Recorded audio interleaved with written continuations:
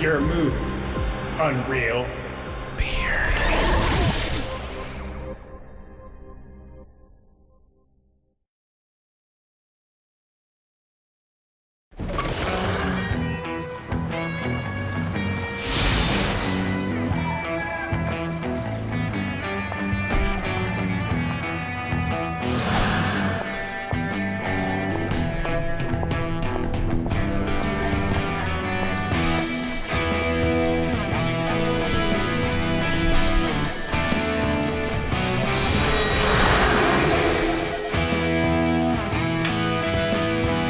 Alright, here we go. Seriously, you're picking the right poses at the same time? Yeah, just make it happen, alright? Yeah! Alright guys, come on, 60 seconds. Hey Tony, reel or quick? Hey Canadian Maples. Whatever, man. What? Alright guys, let's get him buried. 30 seconds. Alright, he's down. Let's go, more dirt. More dirt. All right, gravestone. Ready. Handle. Bring him down.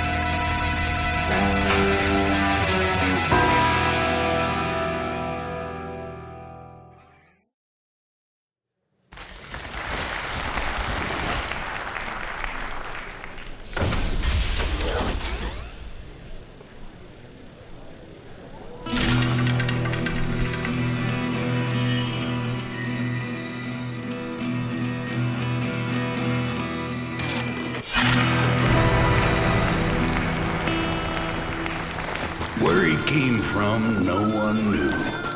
Though I once heard tell he was kicked out of Castellon, Texas for teaching a mule to play poker, breaking one of the few laws in that frontier town at the time. His goal was to get revenge on his old posse who had packed him with lead and left him with a permanent address under 3 feet of Texas clay. Then get dangerously drunk on Applejack whiskey. He was a one-man judge, jury, and executioner on the bloody vengeance trail. He was the Gunstringer.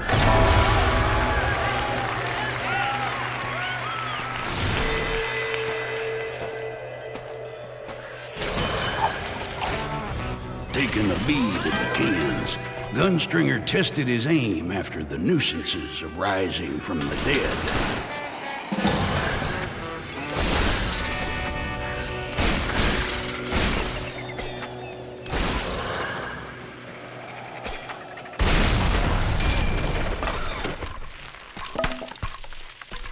Years ago, his old posse had shot him in the back and given him a one-way ticket to Boot Hill. They were the usual gang of samurai cowboys, voodoo priestesses, cutthroat wildcatters, purveyors of iniquities better left unmentioned, like dressing a horse in women's pantaloons, and Wavy Tooth Man. Something told him they would not be hard to find. The image of that air-filled betrayer still fresh on his mind, the Gunstringer set out to mark his first target off the list.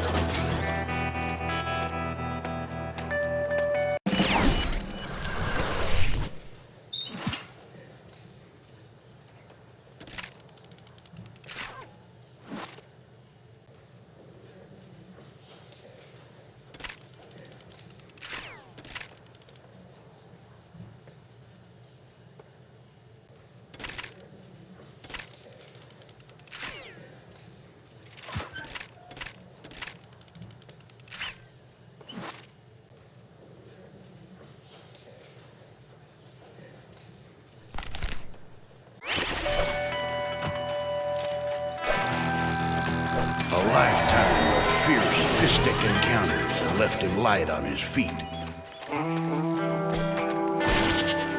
The Gunstringer was drawn from long days and nights in the saddle. 10 pounds of rawhide and muscle.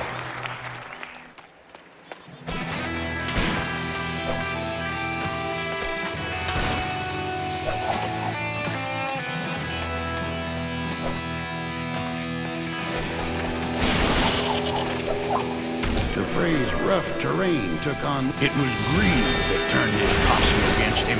Like vultures, they turned on him without a second thought.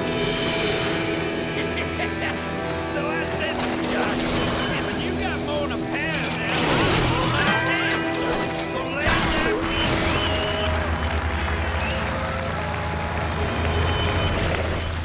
He was the fiercest gunslammer in all of Texas. No man could match his draw. A gift from the underworld, El Taco Diablo, the Deathbringer. Each bite brought a clarity of focus, a will resolute. Those who tasted of it would be forever changed.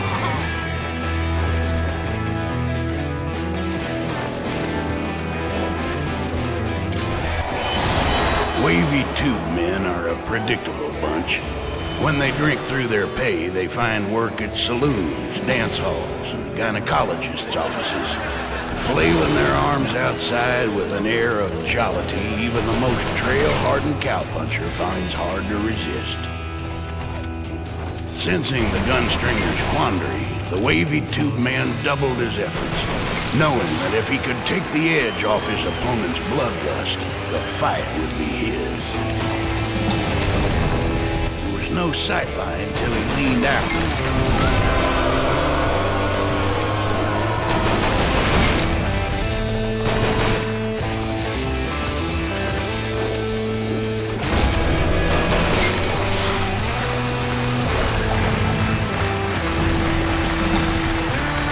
Could not fire from this position.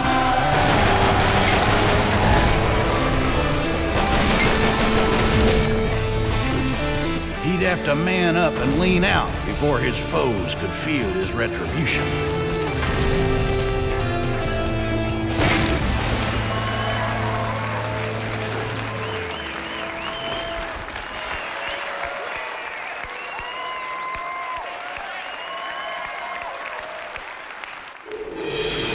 As the wavy tube man received his everlasting, the Gunstringer felt the hand of fate upon him.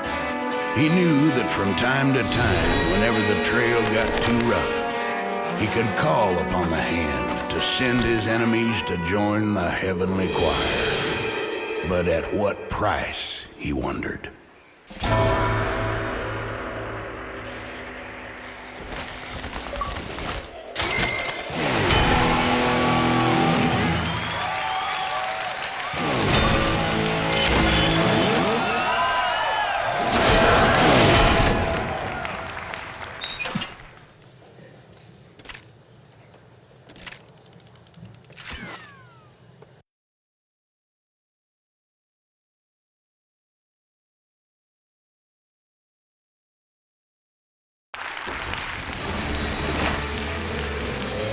The train tracks cut through the high plains like a scar on an otherwise perfect porcelain beauty.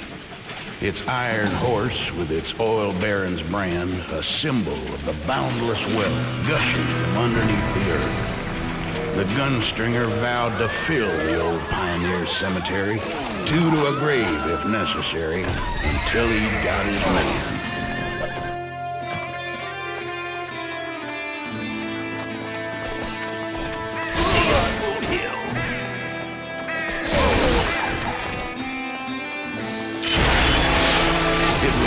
And the absence of remorse, wrapped in a crunchy shell.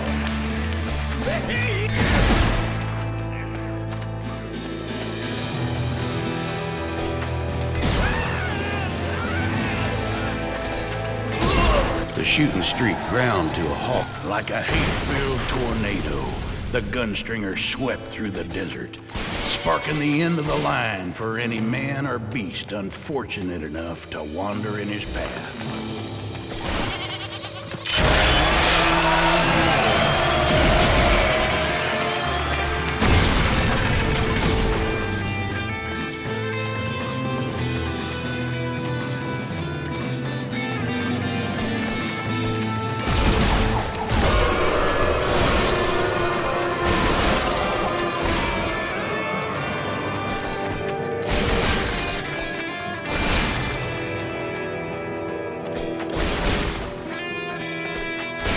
Gunstringer didn't trust the winged creatures.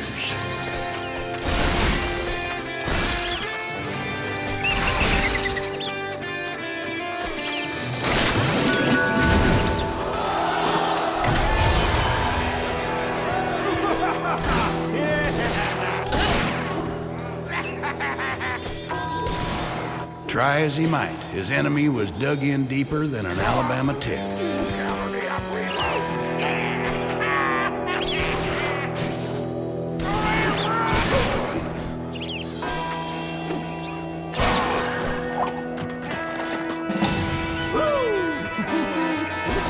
He needed to leave cover to make his mark.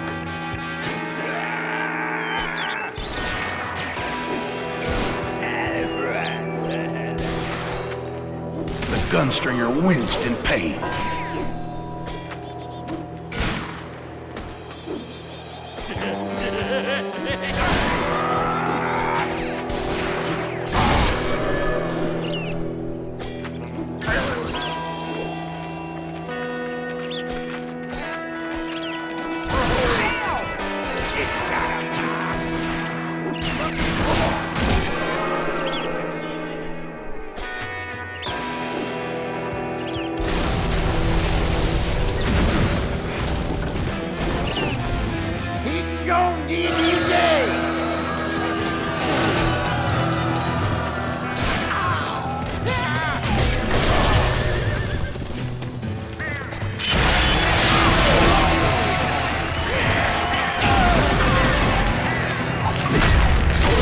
Feel like the stars were aligned against you?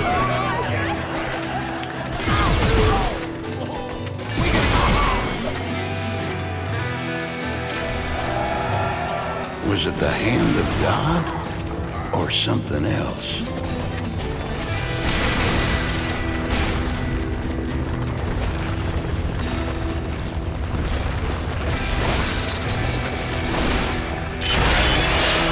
Once more, the dark powers infused the Gunstringer.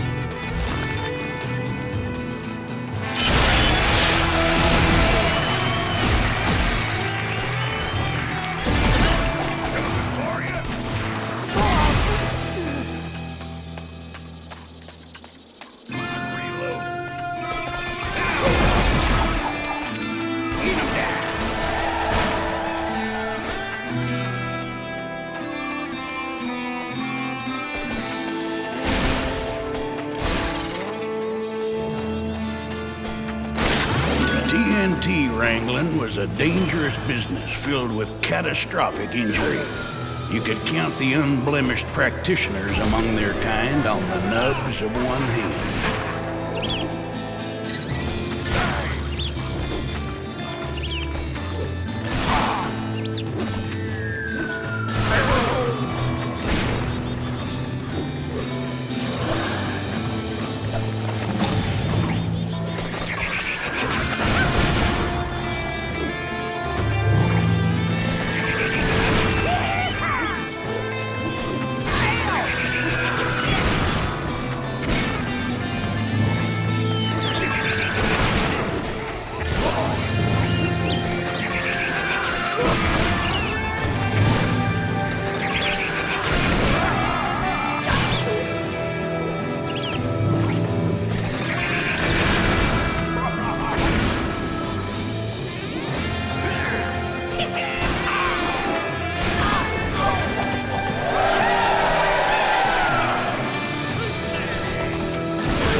Every chamber had a destination.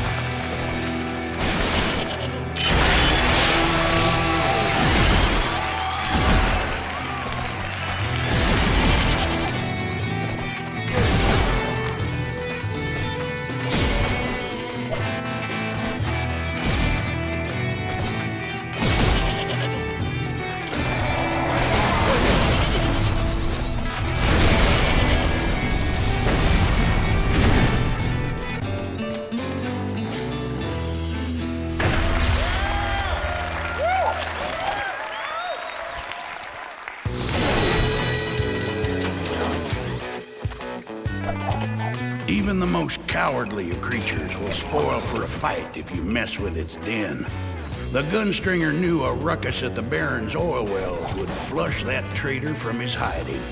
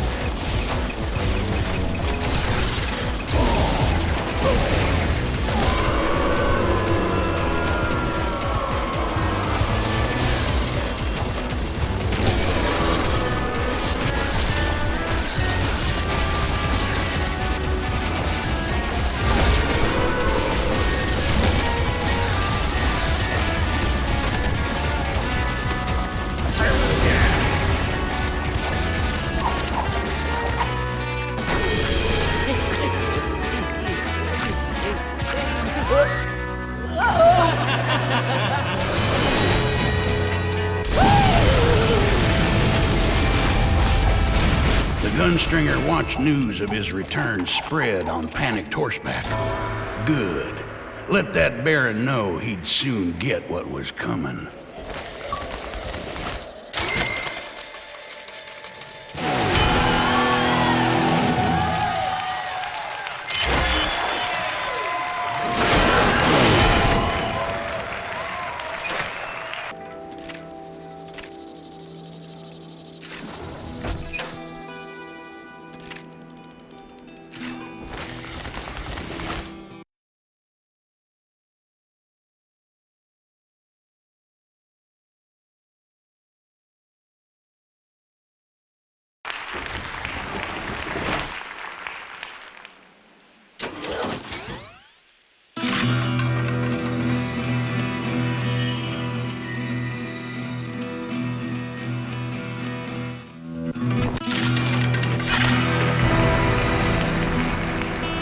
There are times when the cold report of a pistol doesn't get personal enough. The Gunstringer flexed his leather-clad hands and relished the meaty impact of a hard-swung punch.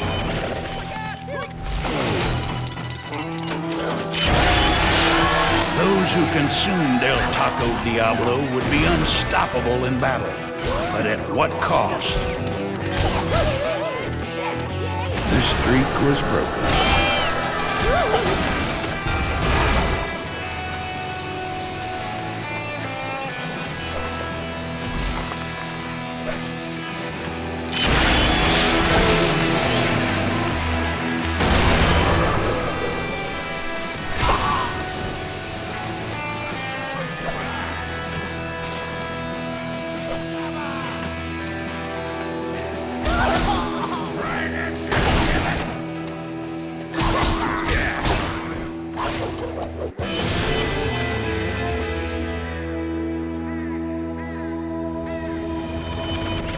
Looks like he'd have to settle this the old-fashioned way.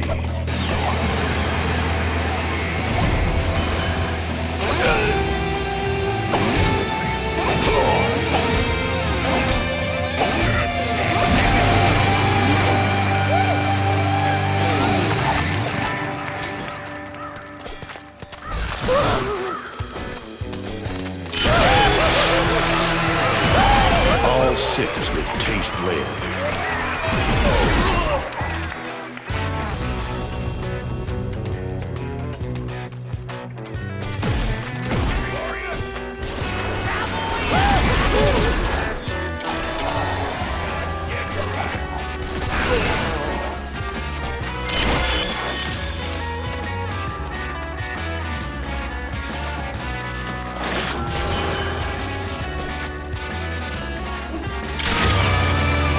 Gunstringer traded precision for raw power.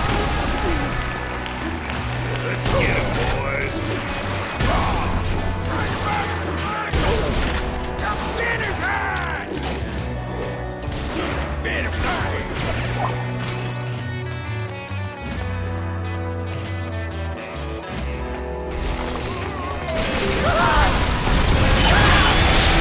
The screams of the dying faded to a distant murmur, for ringing in his ears was only the crunch of the Taco Diablo.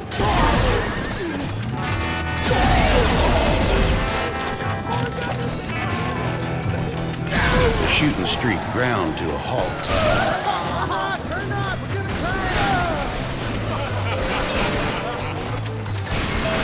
He had 6 targets spotted.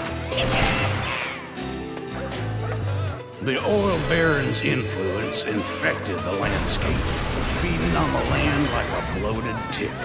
Getting to the baron would mean disposing of his cronies and hangers-on, starting with a corrupt sheriff.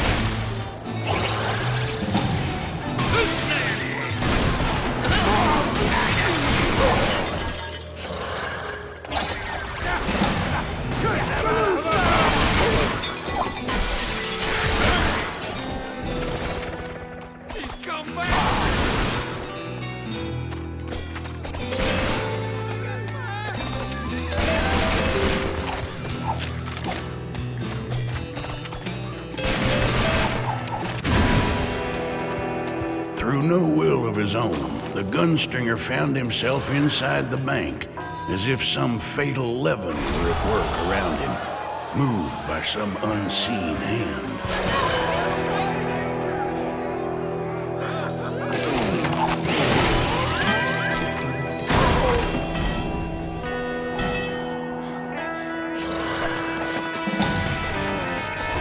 Gunstringer would have to lean out to get a clear shot at his enemies.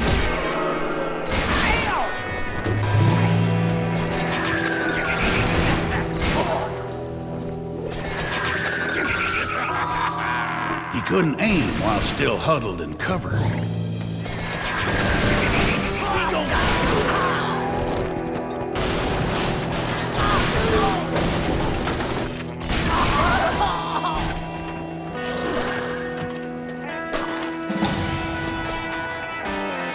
There was no sightline until he leaned out.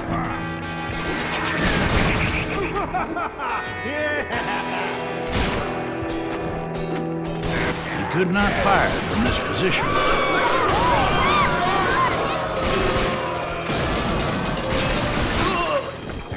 He was a master hand at his craft, hitting all 6 targets.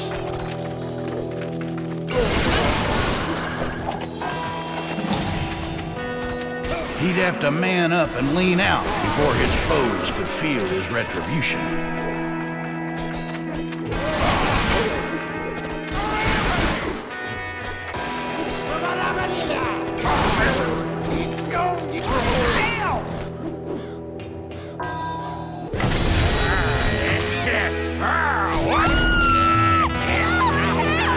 Gunstringer learned long ago that just because someone wears a ball-pointed star on their chest, don't put them on the right side of the law.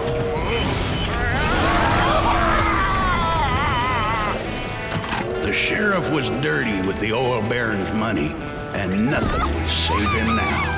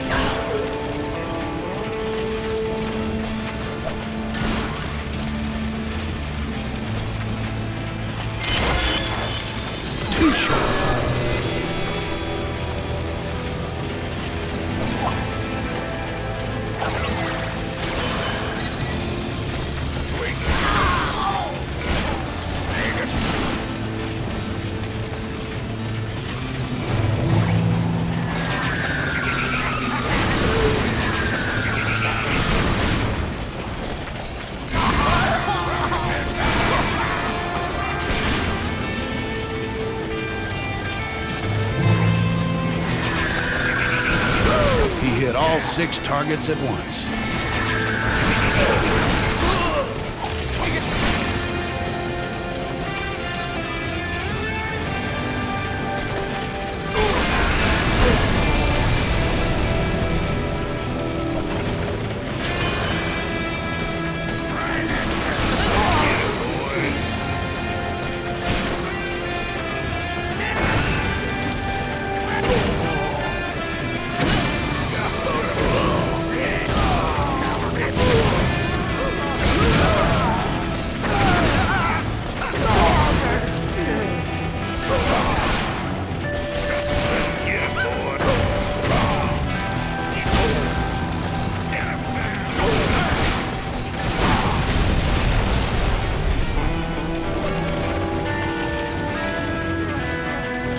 Gunstringer misjudged his stride and fell short.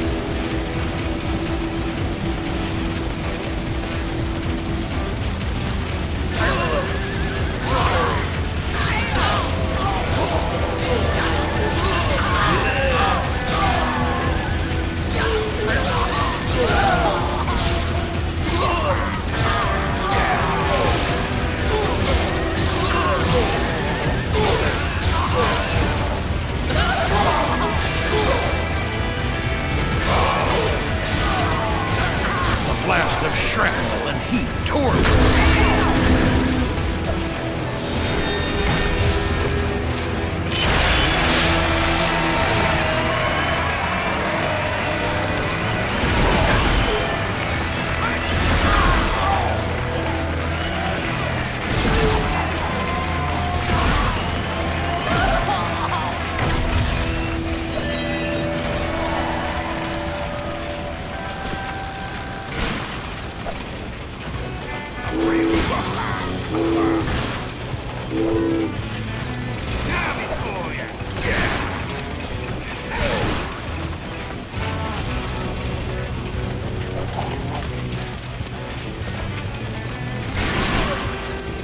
Gunstringer came down, but felt nothing but air beneath him.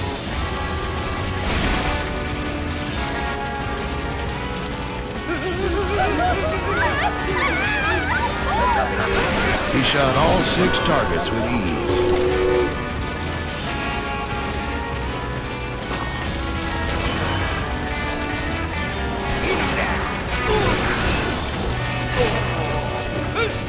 A better angle and he could do some damage.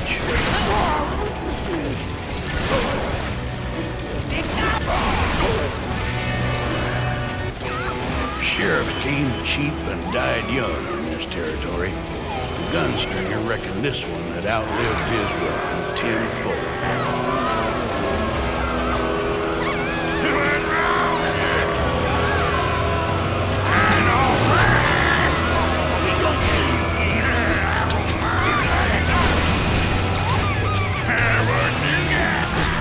Rattled from the force of the impact.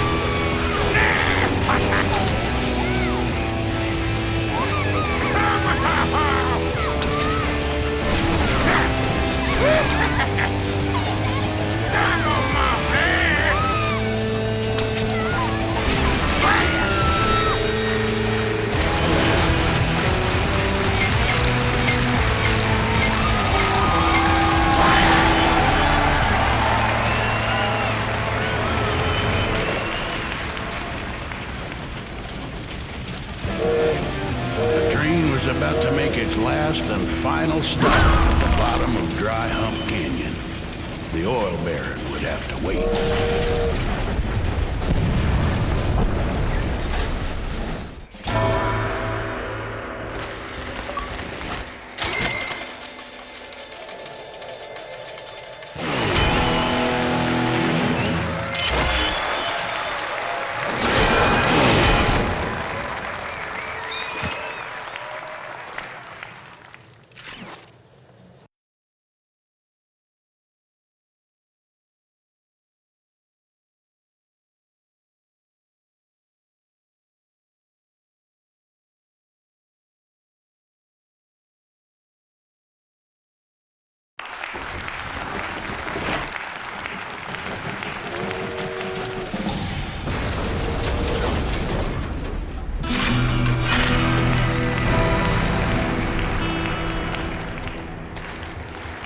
bad news travels on fast horses. The Gunstringer smiled at the thought of the oil baron, bowed and bogged with grief at the loss of his most prized possession.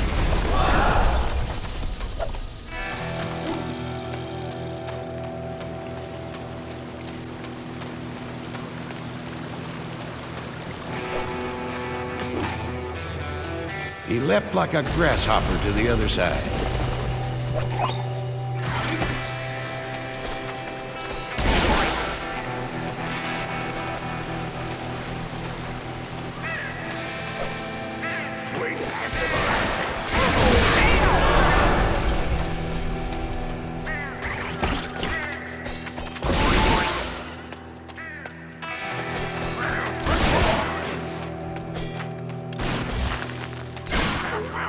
The Gunstringer covered the gap with ease.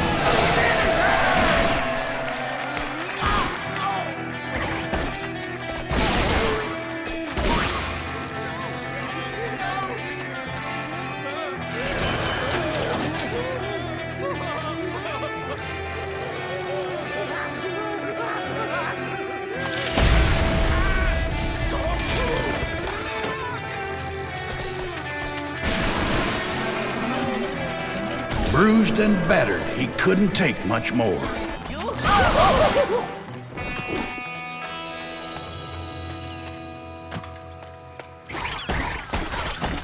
The oil baron pinched his pennies where he could, refusing to buy brakes for any of his trains, calling them namby-pamby foppers, weak and gutless. But he changed his tune quick enough at the Gunstringer's approach, offering vast rewards to any who could stop the vengeful warrior.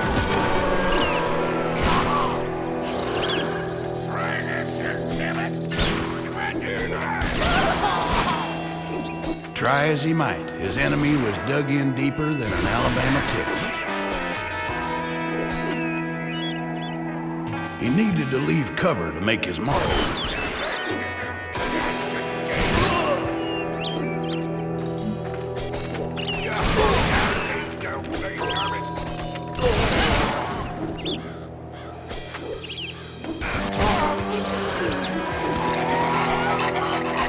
Peeking out would give him a line to the gutless cowards.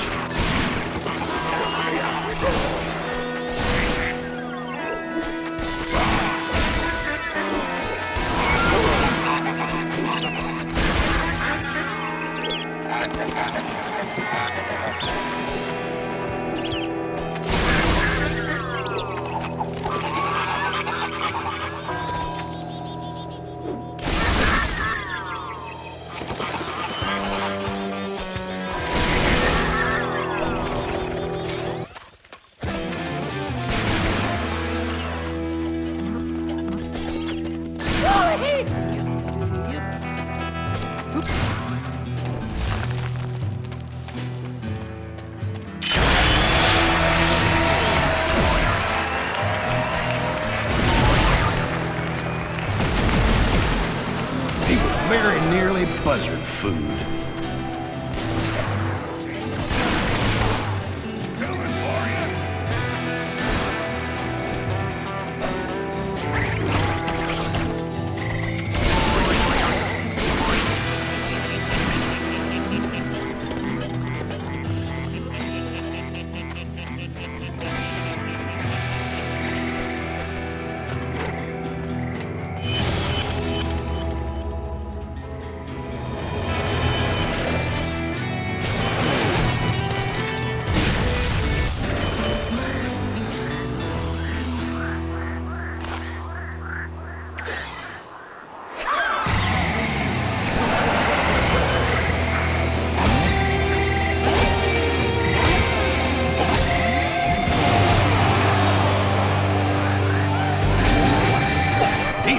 Up the whole nest. Surviving the West meant knowing the time to cut and run.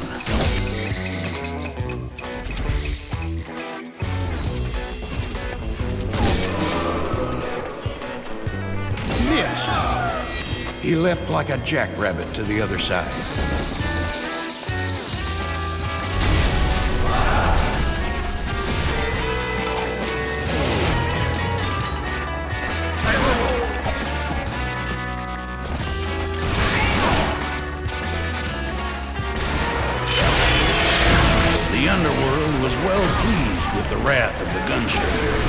They offered him a gift of sustenance and vigor.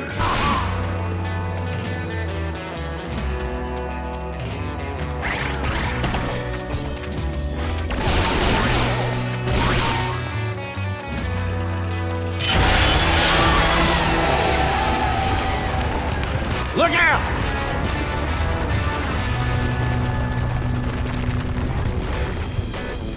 The streak was ended. How many more like it would he see before he was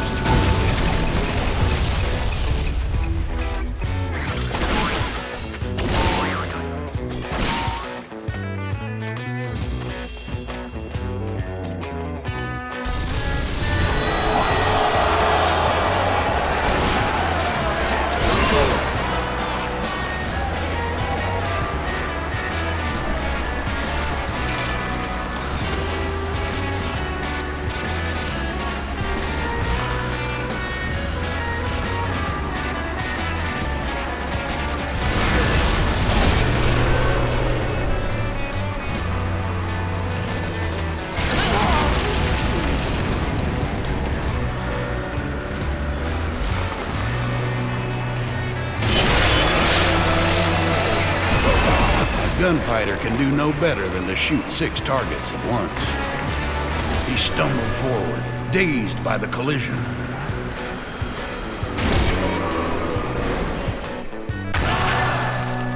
The Gunstringer hit the bottom of the cliff with the grace of a sack of rocks.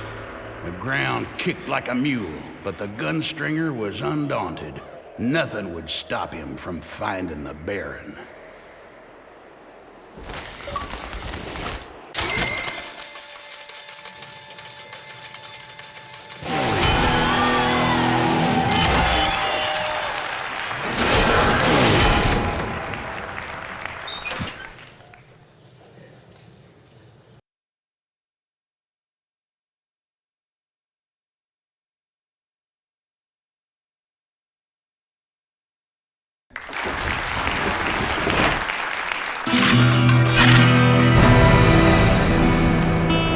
The whole gang had conspired towards the Gunstringer's demise, but it was the oil baron who first pulled the trigger, taking a coward shot at the Gunstringer's back.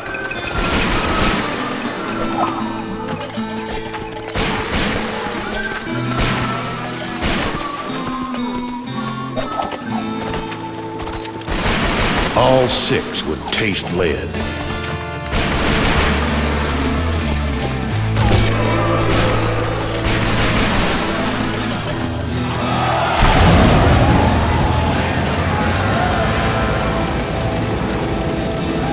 Gunshot, lightning, the striking of a match, even the popping of bubble wrap for amusement or to alleviate stress was all it took to set off a stampede.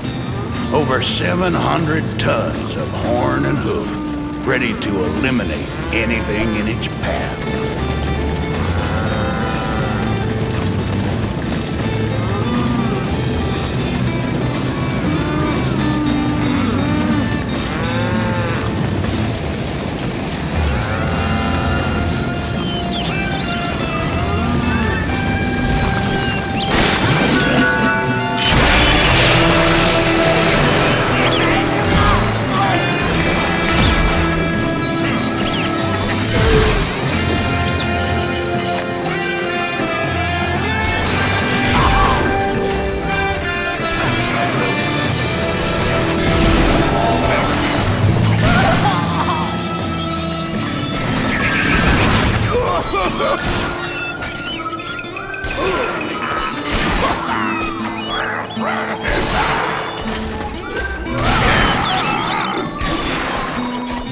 The impact rocked the Gunstringer, but his will was untarnished.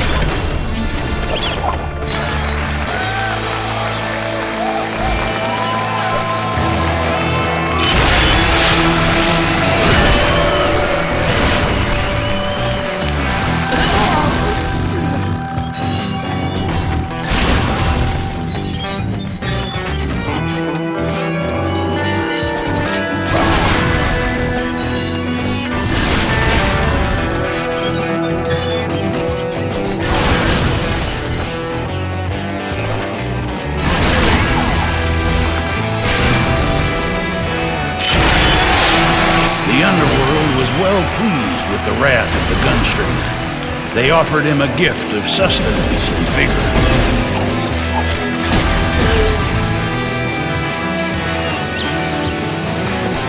The oil baron's statue argued hotly that he was closing in on his former companion. Gunstringer felt a hatred for the man as big and wide as the Texas Panhandle. A hatred he wanted to wipe away with gunpowder and smoke.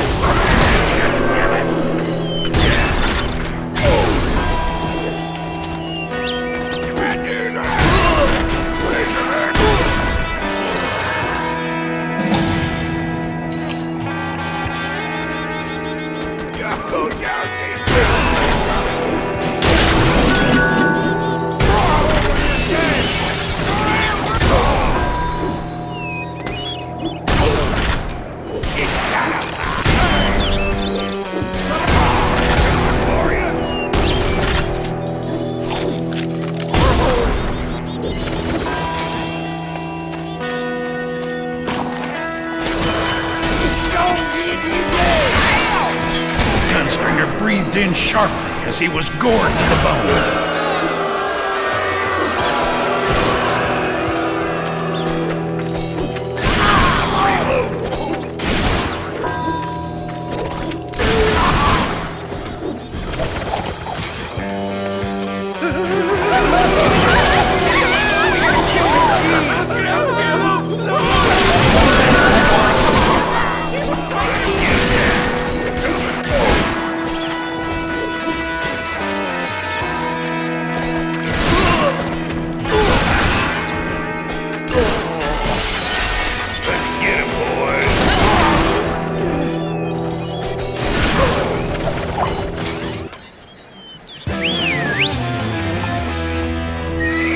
The Gunstringer galloped forward, the ringing shots of his revolver a crescendo over the thundering hooves. It was not the first or the last time he'd ride the stallion towards certain death.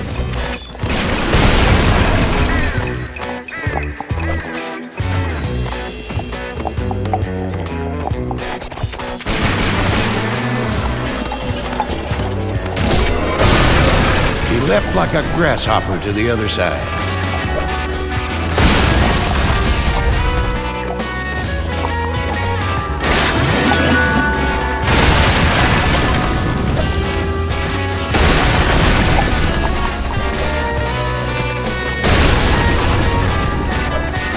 The Gunstringer covered the gap with ease.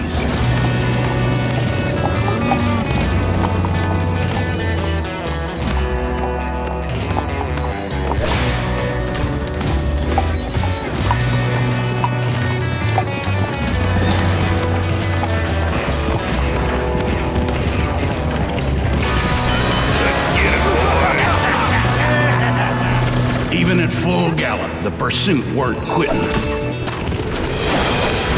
It was time to fight from a higher vantage.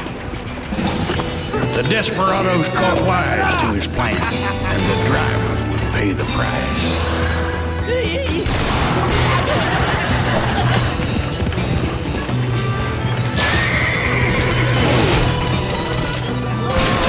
He had 6 targets spotted.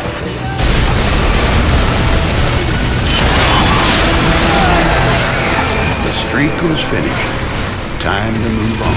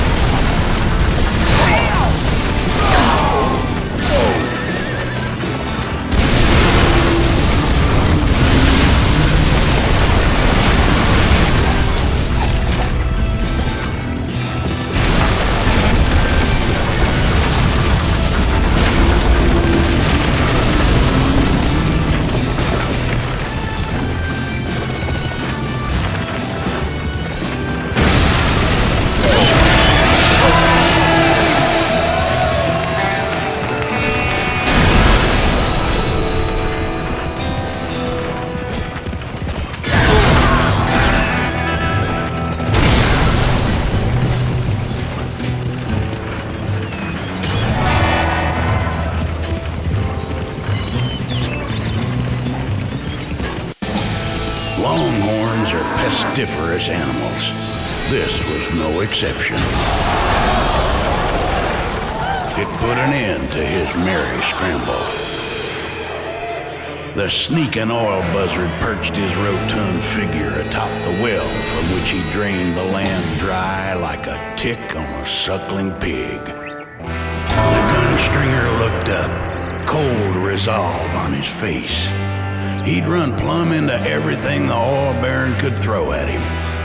Nothing would stop him from getting his comebackance now.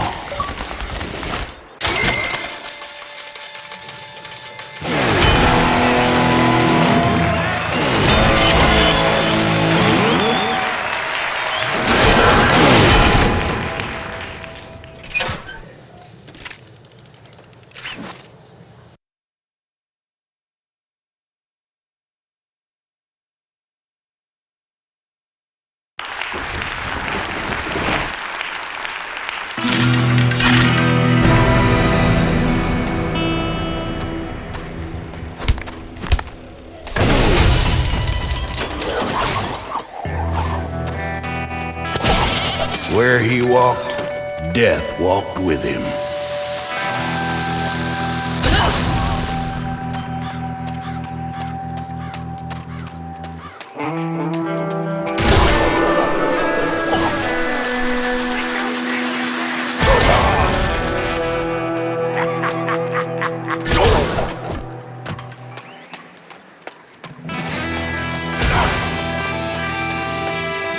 Where he walked, death walked. A chill spread across the desert as the gunstringer and the oil baron stared each other down. It was a battle of strength versus speed. The massive power of the oil baron pitted against the lightning-quick draw and deadly aim of the gunstringer. What followed was a deadly ballad of destruction. Hate distilled into its most terrible, beautiful form.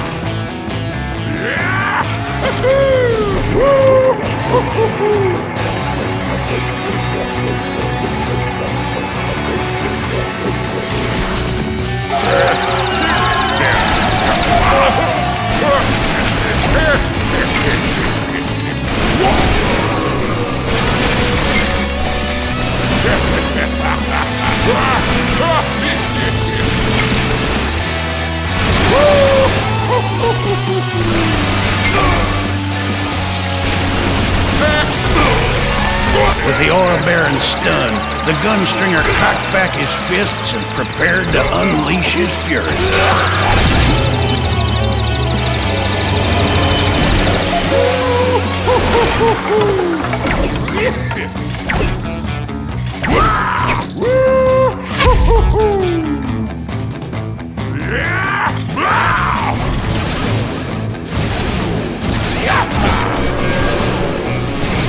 A blast of shrapnel and heat tore through him.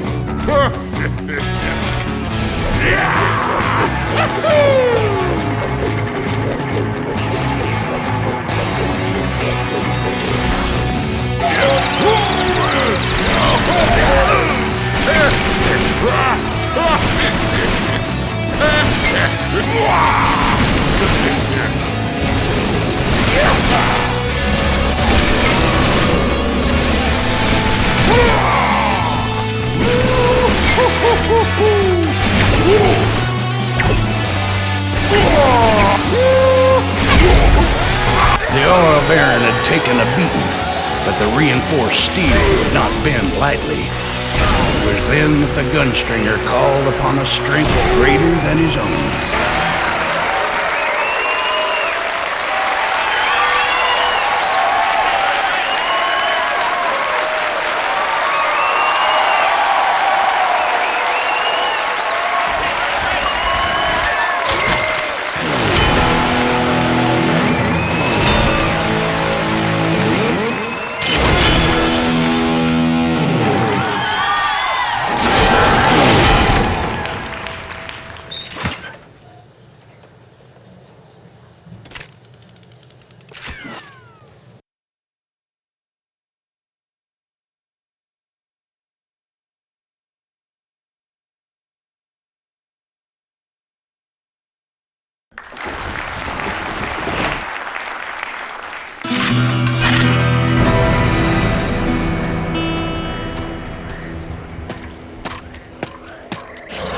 The charity calendar promised an elegant and respectful portrayal of the smartest, classiest women on the western frontier who offered companionship in exchange for money. Many men had fallen sway to the brothel madam's influence, but the Gunstringer only saw her part in his betrayal. There would be no charming moments in the retribution headed her way.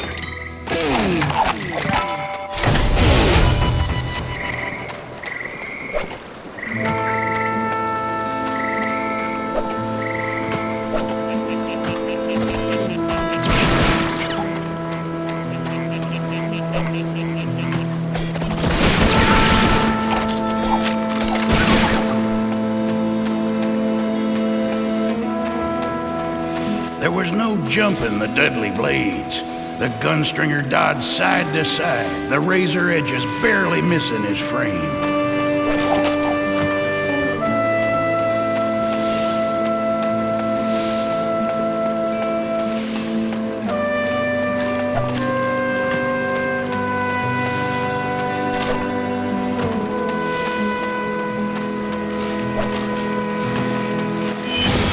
With the bayou filled only with outlaws, cheats, and ne'er-do-wells, the brothel madam imported a different folk for her private guard.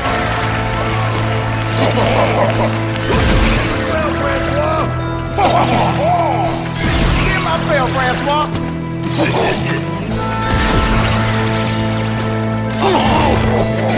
The lumberjacks were well accustomed to blades and saws, and fiercely protective of their rights to fell nature where they pleased, covering a 50-square-mile border past which the madam awaited.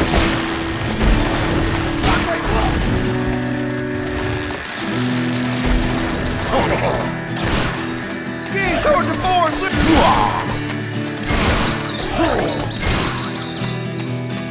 Jammed him torches! Ow!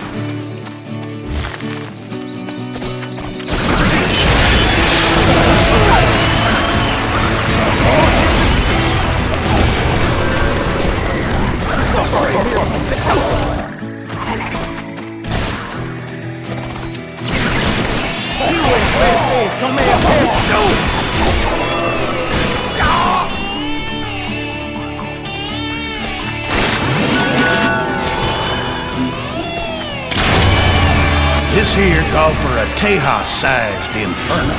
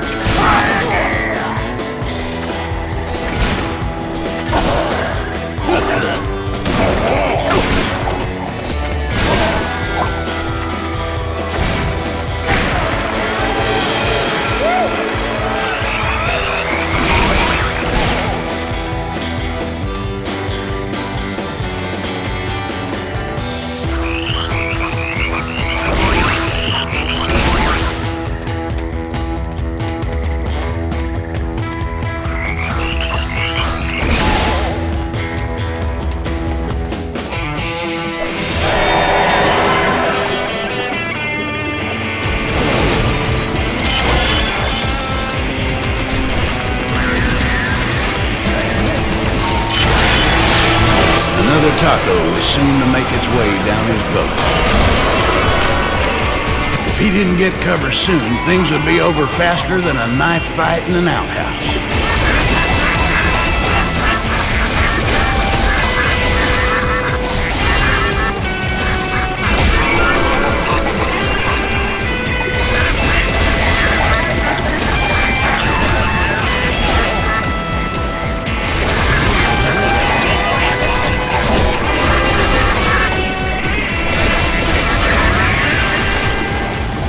If he was hurt bad, the Gunstringer refused to show it.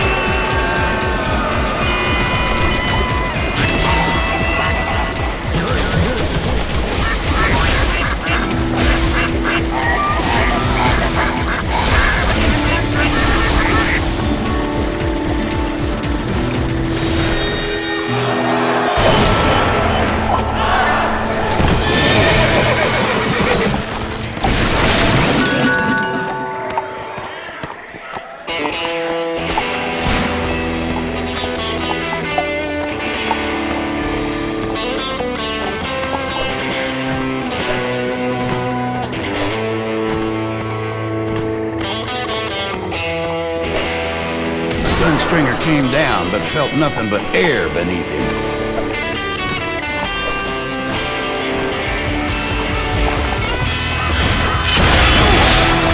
He stumbled forward, dazed by the collision.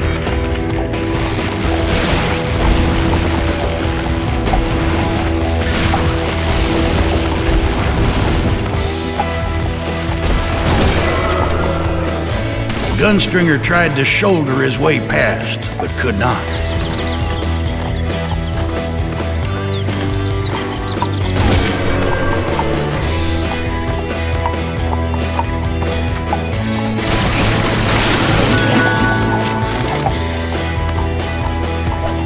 He leapt like a jackrabbit to the other side.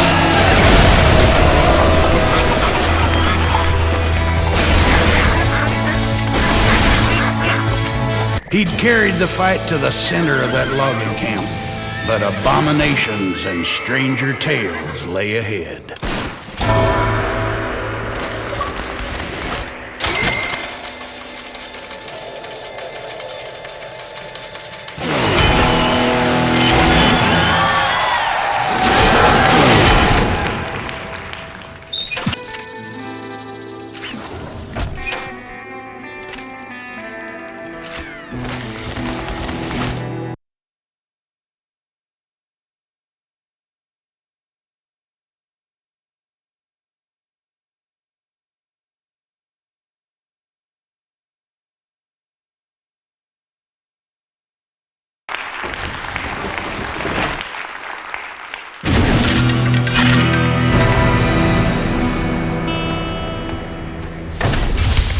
To get answers on the brothel madam's location, the Gunstringer would have to find the head of the crew and knock him about till he felt like cooperating.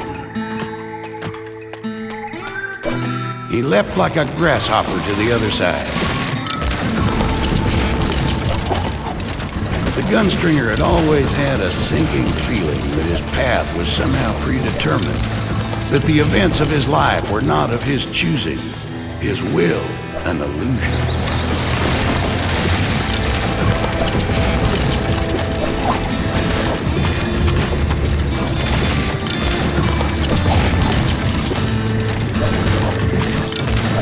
The Gunstringer covered the gap with ease.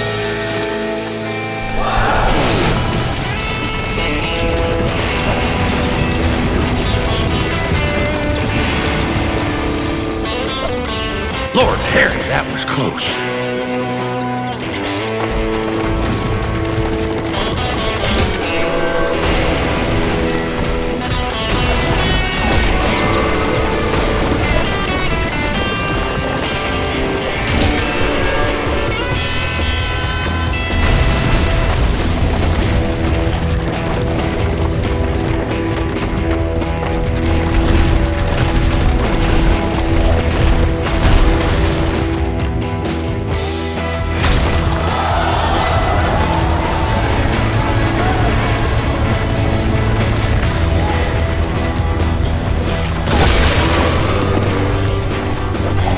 leapt like a jackrabbit to the other side.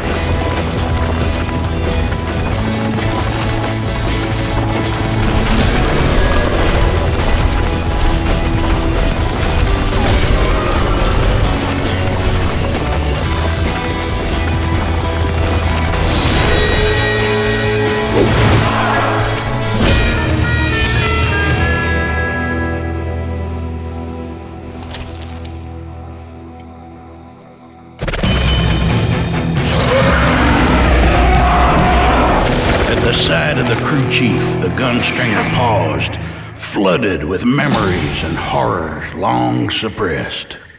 He'd always scrapped more than an ornery badger, and that day had been no different.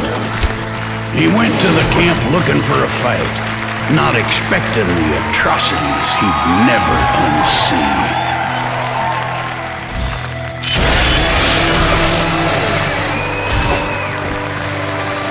Gunstringer took a fierce hit, but he was unwavering.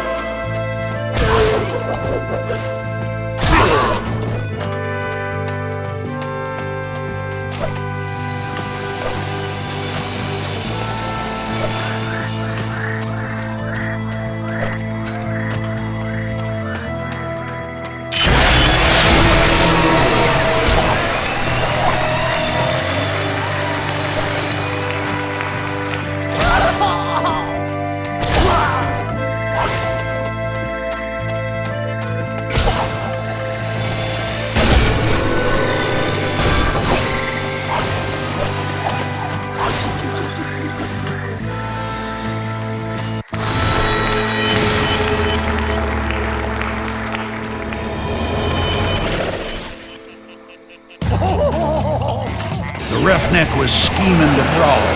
The Gunstringer was happy to oblige.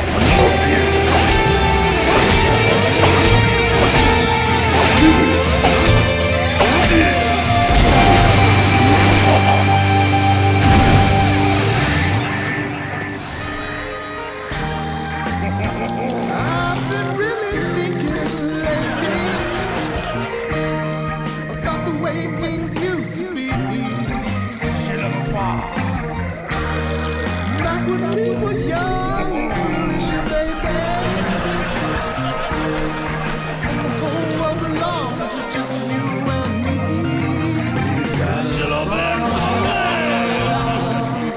There's something between us I can't quite put my finger on. A lumberjack's life is a hard one, given to long days and lonely nights. Even so, the terrible union he witnessed that night took the fight out of him and left only night terrors and permanent scars.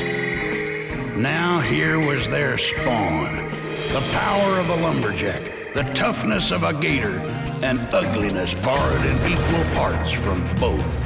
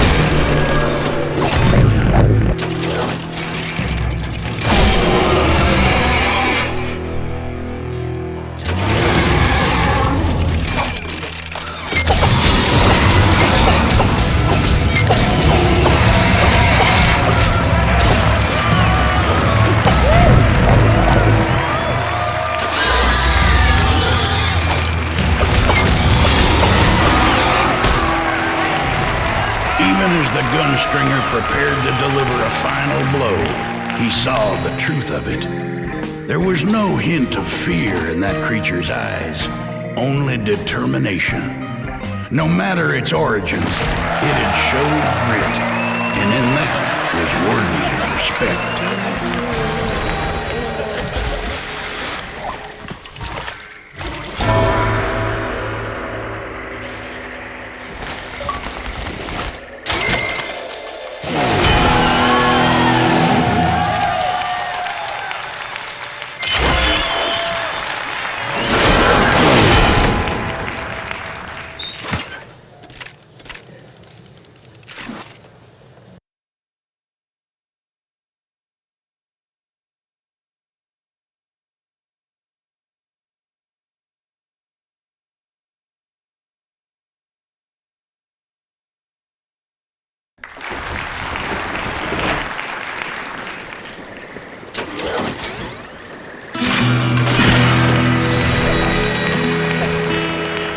As they made their way to the riverboat at the head of the armada, the duo of man and half-man, half-alligator sailed across the water with a grace and speed that made Moses crossing the Red Sea look like a two-bit procession.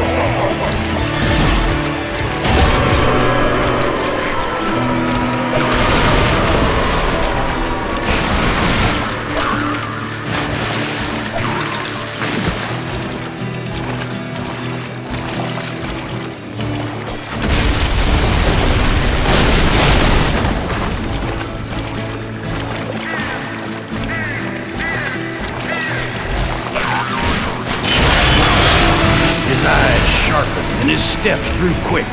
There would be no escape from his draw. Each streak was unique.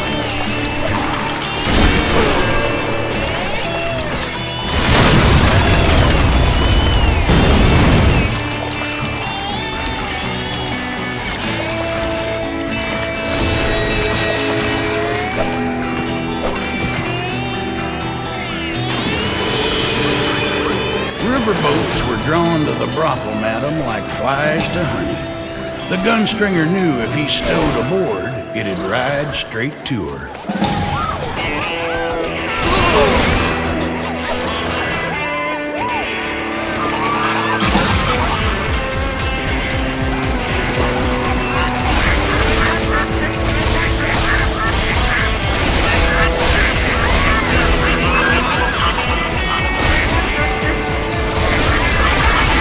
Bones rattled from the force of the impact.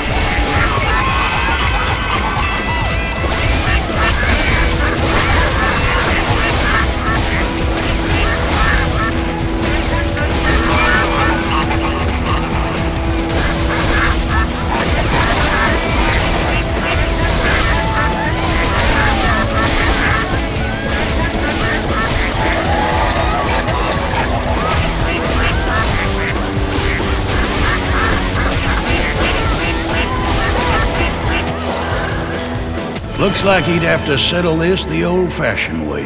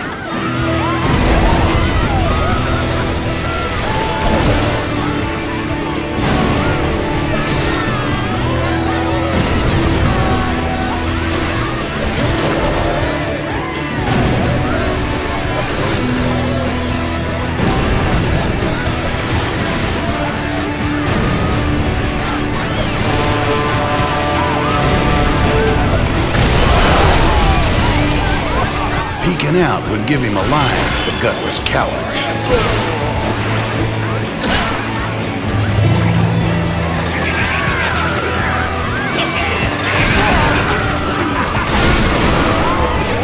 His enemy was safely ensconced on the other side of the cover.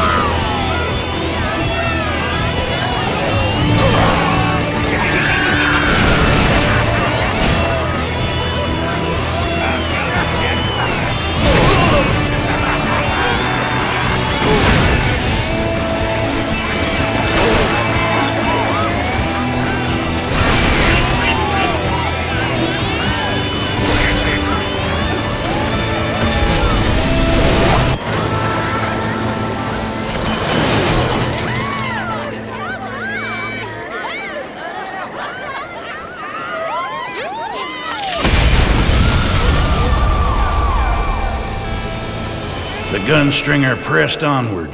There were bullets aplenty, and the harvest had come.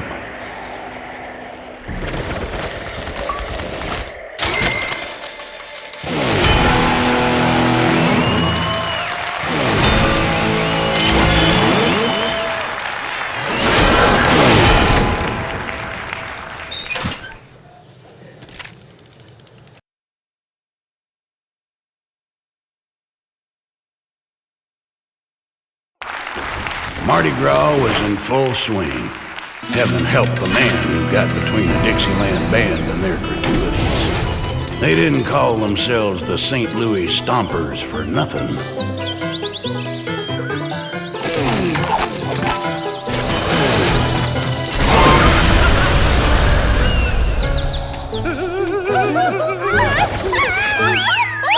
Let's get out of here!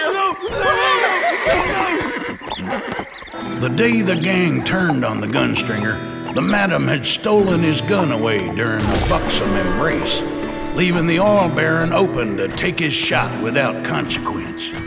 Her act had been no less cowardly, and one that would be punished equally in full. All 6 of his targets stopped lead.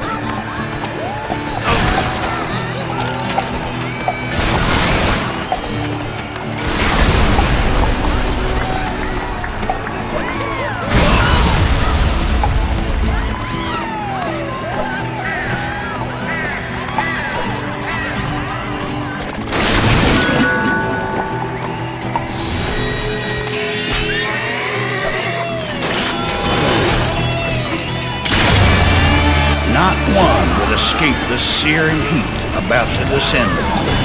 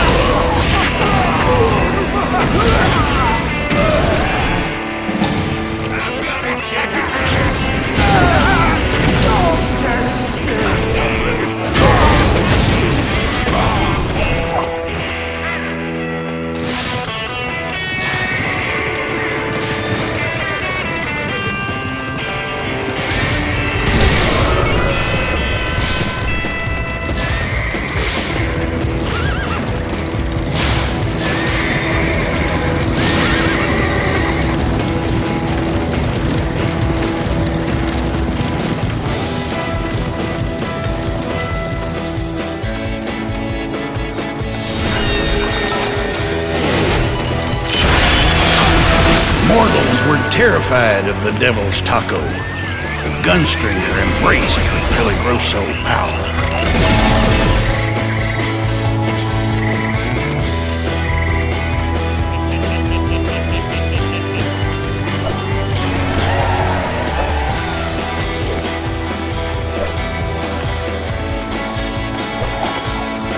He sprung to the other side like a wildcat.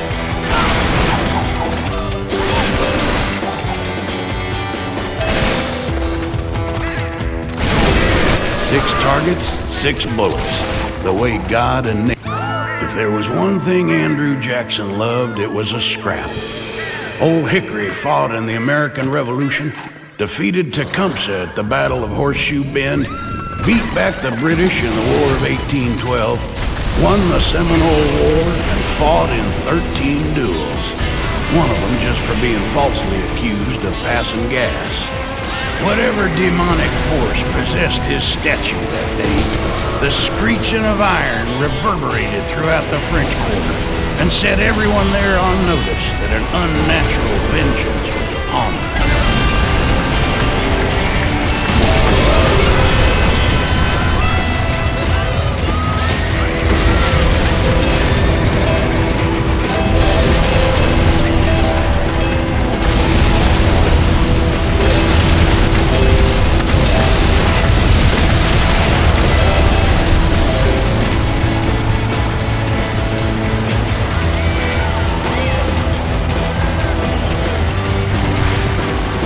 What was it? A mirage? A hoax? Natives spiking the water wells with peyote? He could not venture to guess.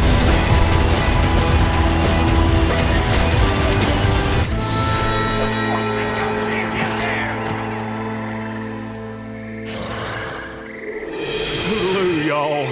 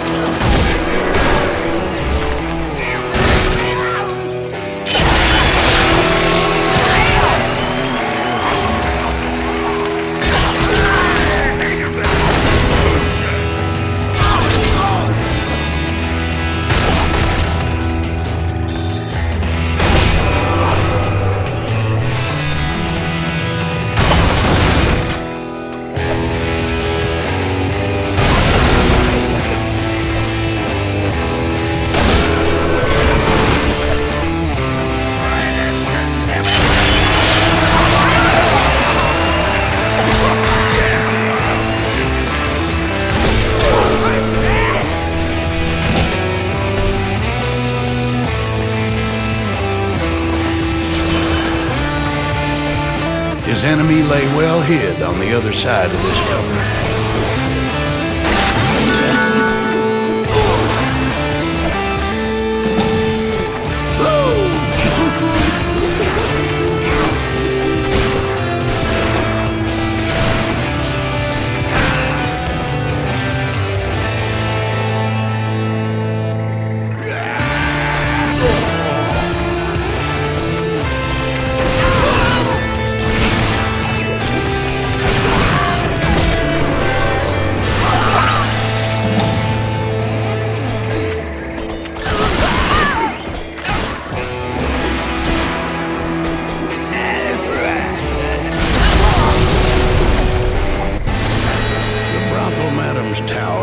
Aesthetically arresting pedestal, an ode to passion, and an audacious bedroom fortress, trapped inside a fever dream of femininity. The Gunstringer steeled himself for the wild-eyed, bawdy onslaught to come.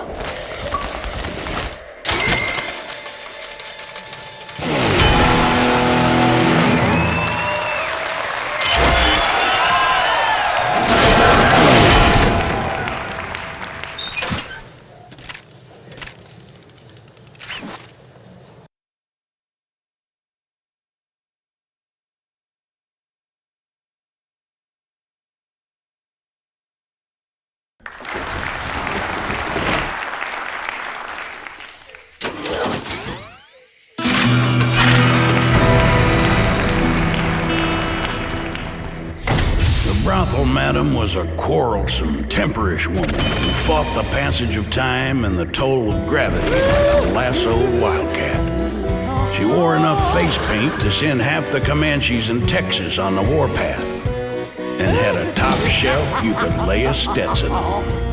But no amount of foppery could conceal her deceitful core, and the Gunstringer made ready to address her true self with the language of gunpowder and steel.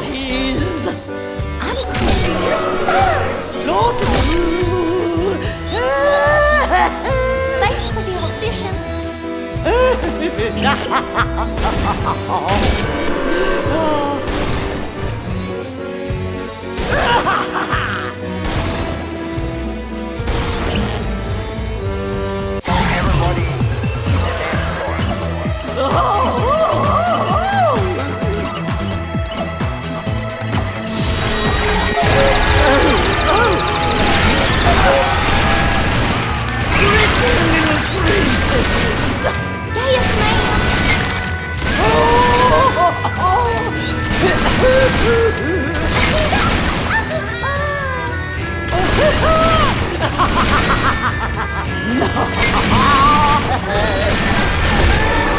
The brothel madam was weakened, and the time had come to strike.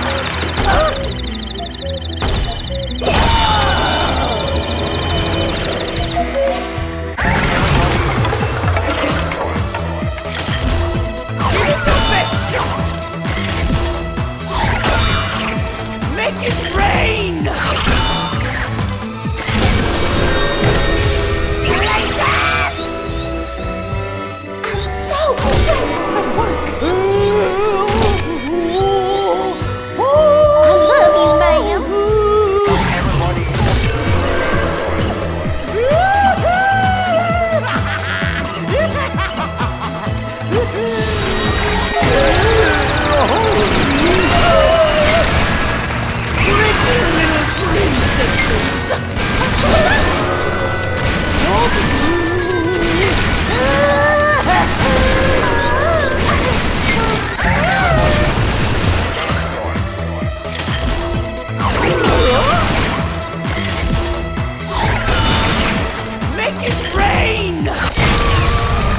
It was his chance, and the Gunstringer responded with a flurry of bullets.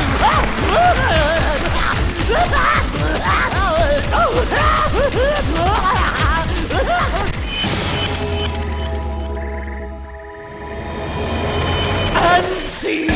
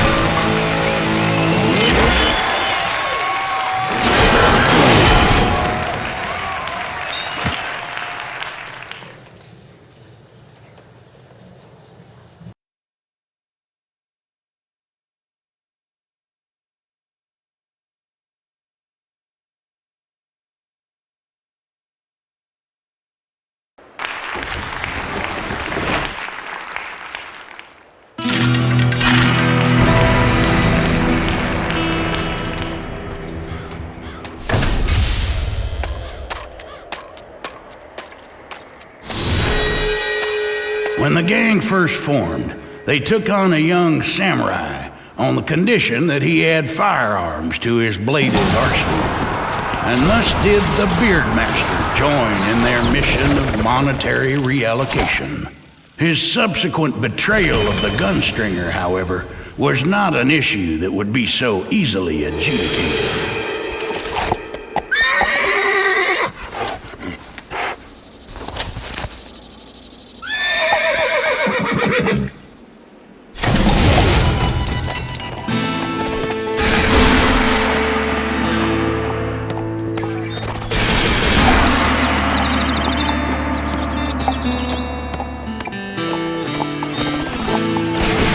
Every chamber had a destination.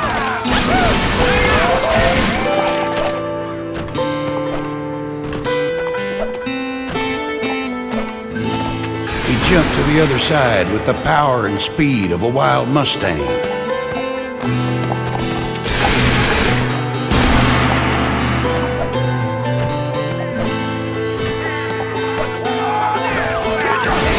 He made sure 6 more would...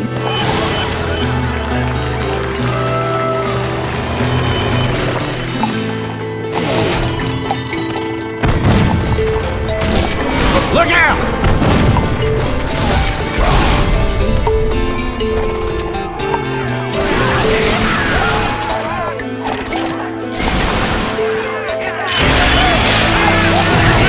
With 6 targets lined up, their cries unheeded, none of them were safe from his fury.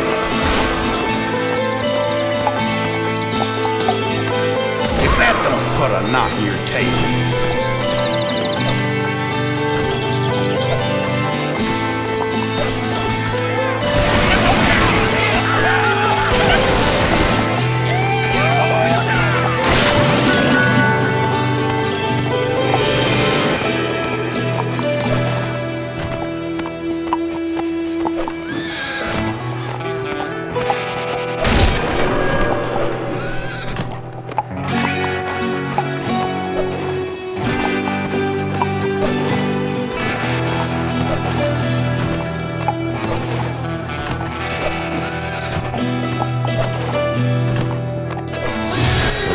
of the West was a harsh one. An eye for an eye, like in the olden times. There was justice to be done that day, and he was the man for it. 6 shots of lead would now make their mark.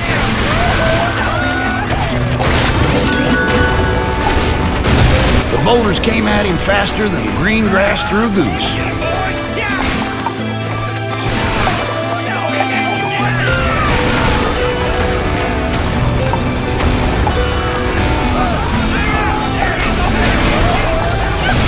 A half-dozen shots lit up the air.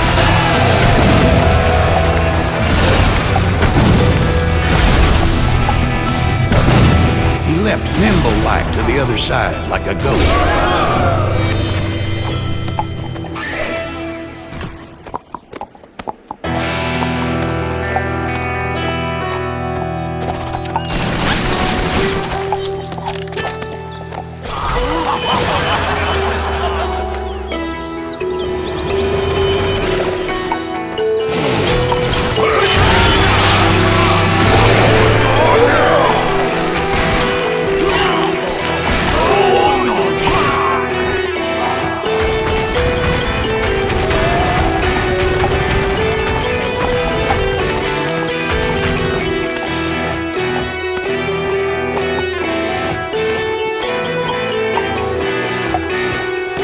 Great wall loomed in the distance.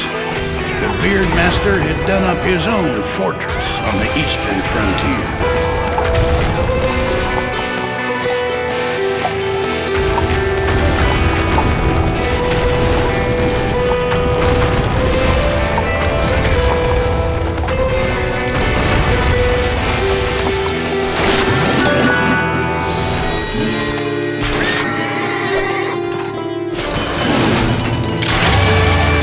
Gunstringer traded precision for raw power.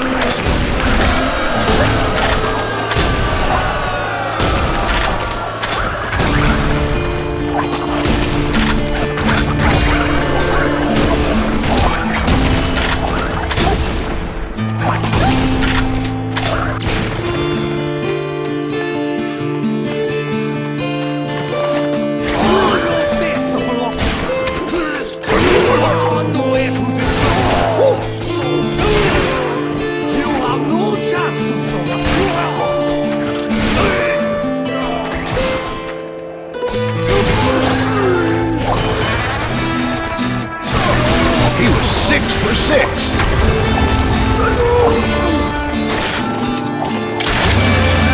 Well, this ain't going to be a fair fight.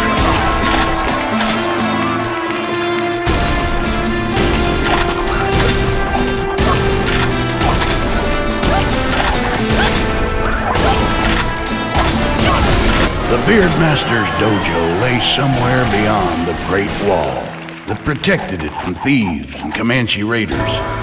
If he could not get around it, he would have to find a way over it.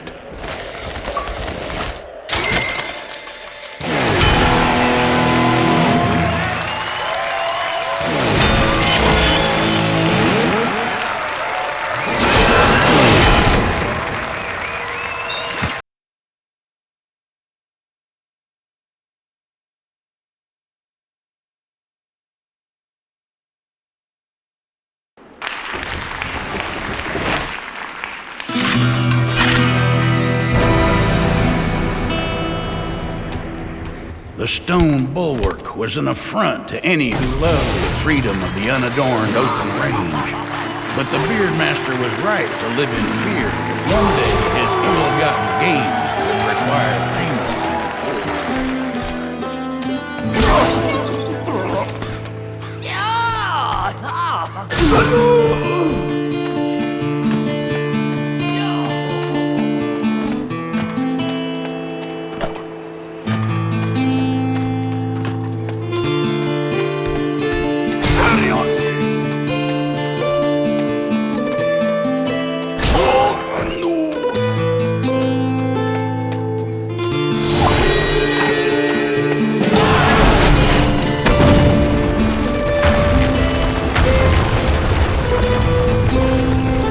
Tarnation!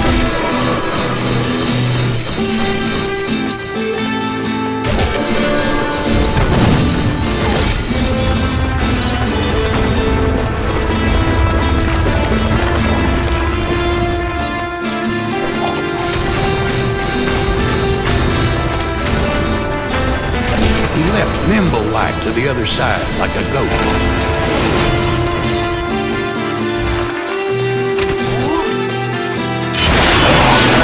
His eyes sharpened and his steps grew quick. There would be no escape from his draw.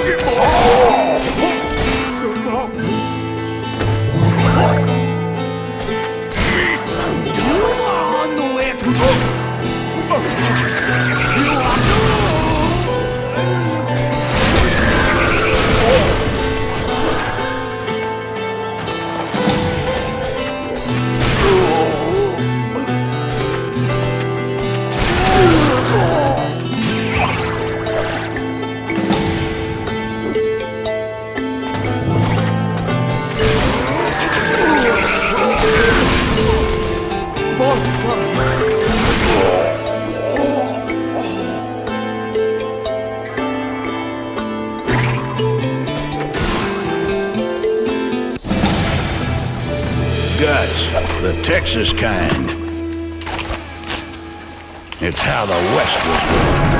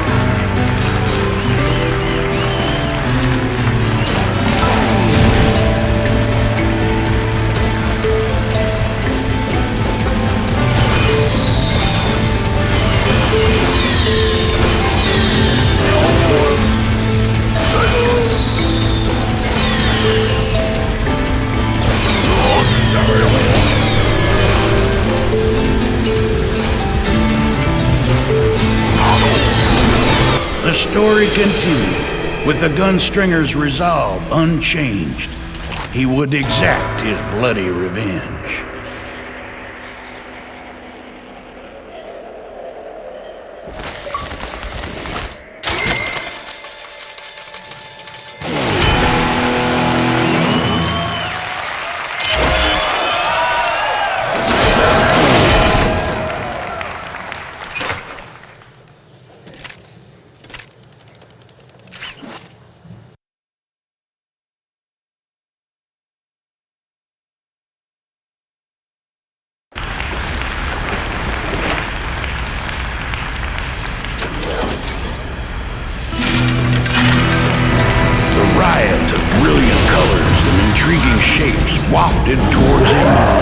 friendly breeze, intent on his destruction.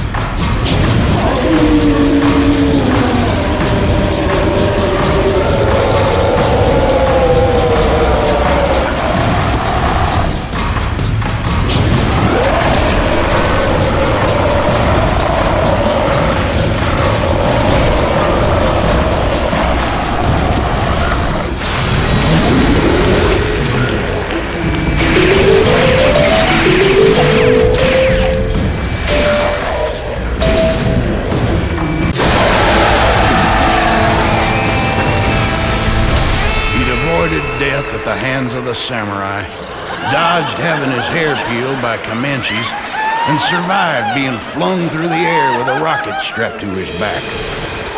But the real fight had just begun.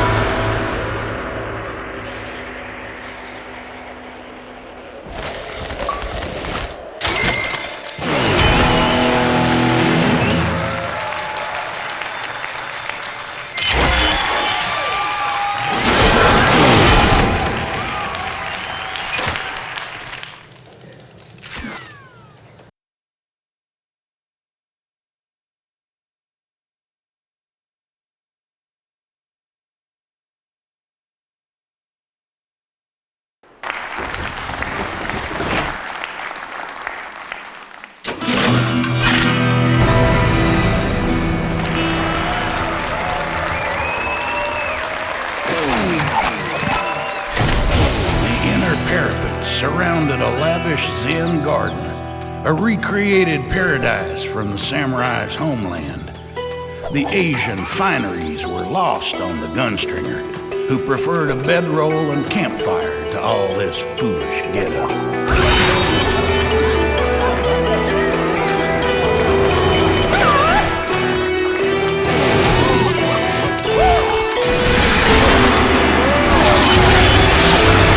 salsa picante surged through his bones.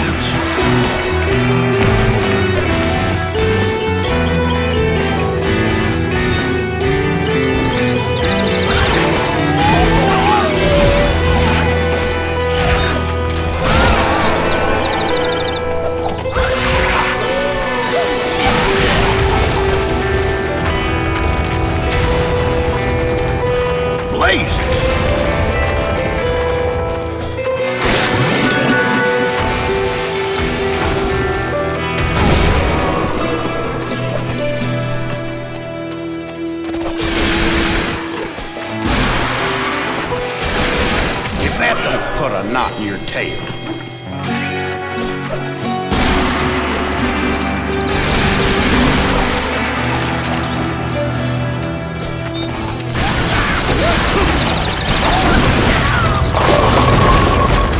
Bamboo, the Chinese symbol for long life. Just so long as you don't end up getting skewered by one through your barrel sheet.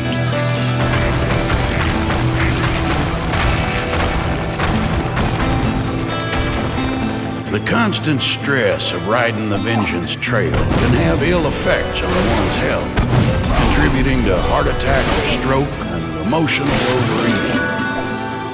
The sweet smell of jasmine and the sound of birds singing relieved his muscle tension, as his subconscious mind saw oceans instead of gravel, islands instead of rocks, and the Beardmaster's flaming, bullet-ridden corpse in every tree.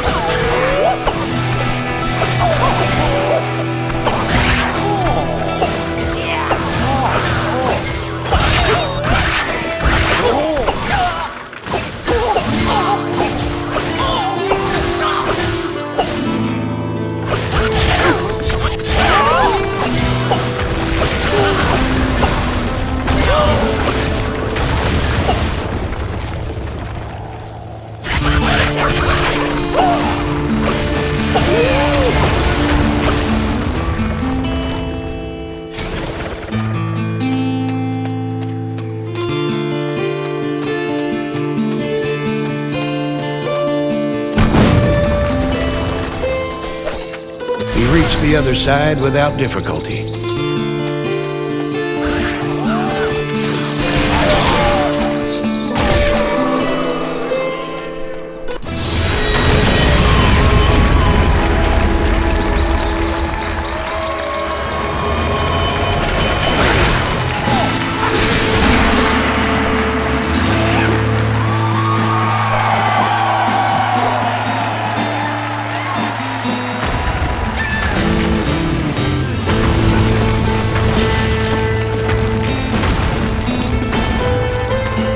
He ran like a scalded hen past the fallen rocks.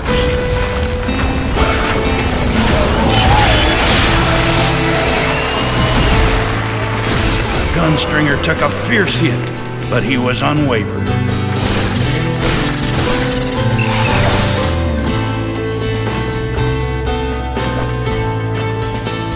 He was stuck in a jackpot now.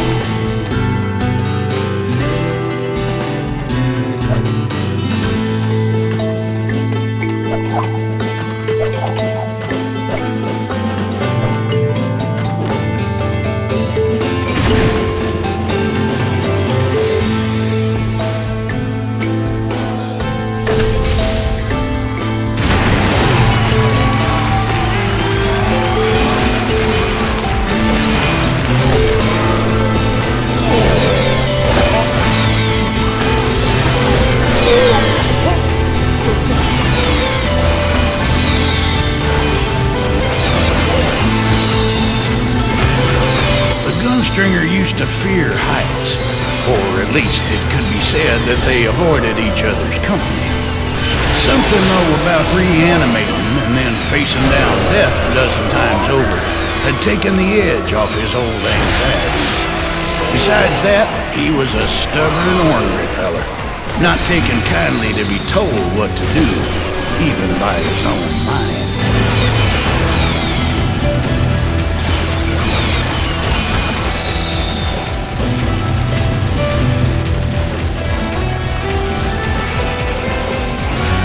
His glove nearly worn through the grip, the Gunstringer landed at last in the inner sanctum. The peaceful surroundings stand in counterpoint to the violence that was soon to come.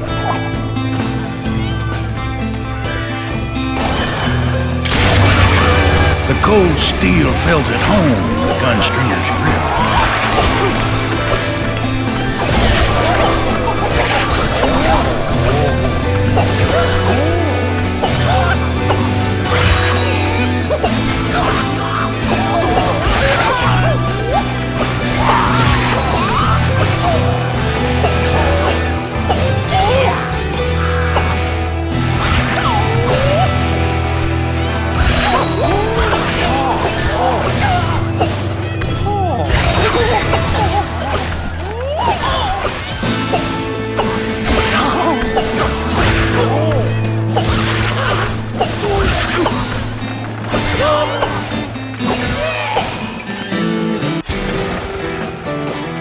Beardmaster had often performed the impossible, trimming a hummingbird's eyelashes with a wave of his sword, or bending 60-penny spikes like you'd fold a newspaper.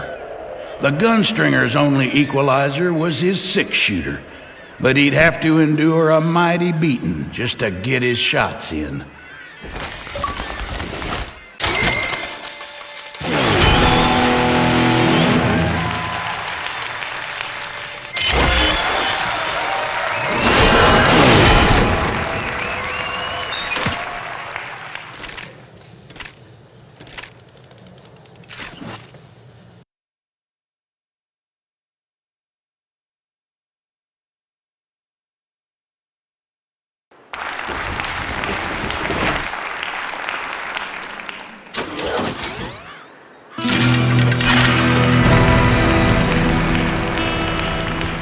The Gunstringer found the Beardmaster in his private sanctuary, where the Buddhist master had spent the last year and a half meditating without interruption in an attempt to merge his consciousness with the rainbow. His holiness of unsurpassable blessings was about to let loose with a fistful of infinite wisdom, as he called it, all over the Gunstringer's face. He readied himself for the imbroglio.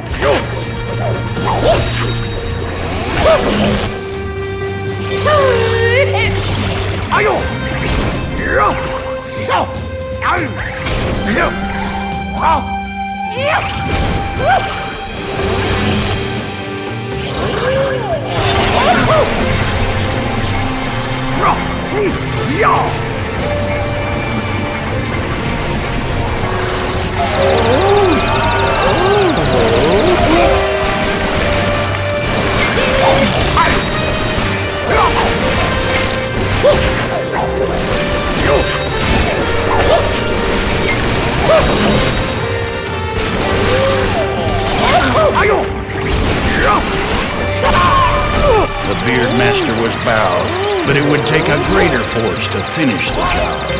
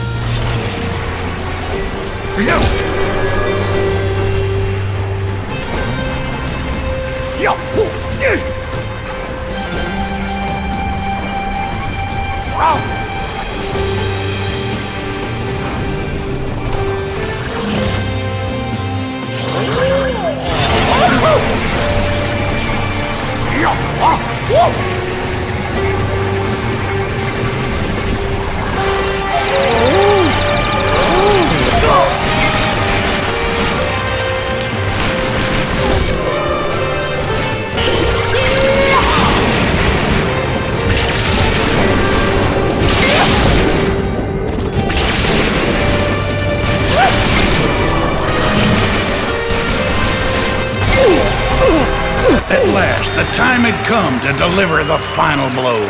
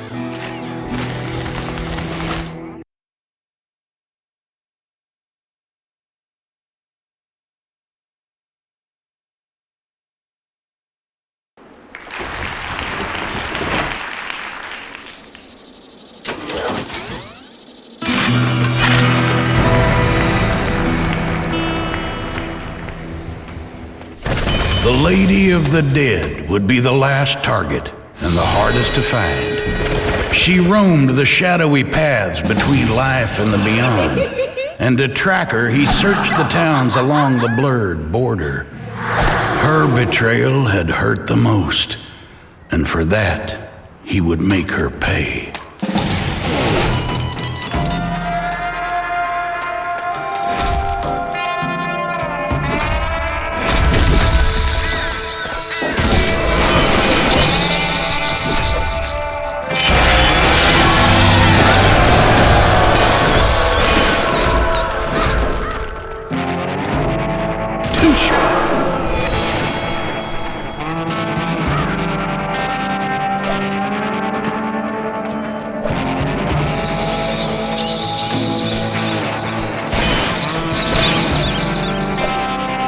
He leapt nimble-like to the other side, like a goat.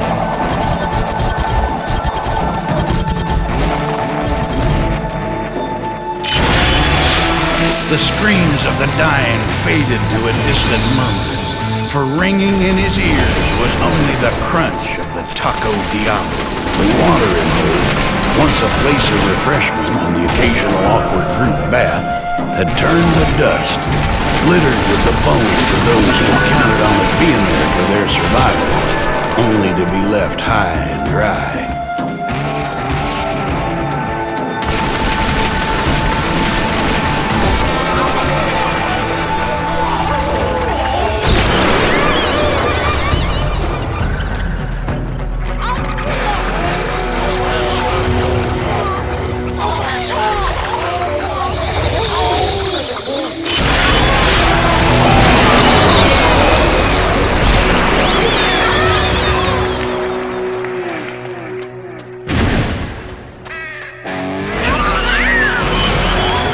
Said that when hell is full, the dead will walk the earth. Is that how these specters came to be here? Is that how the Gunstringer came to be here? He had no doubt the devil would make room for him upon his return.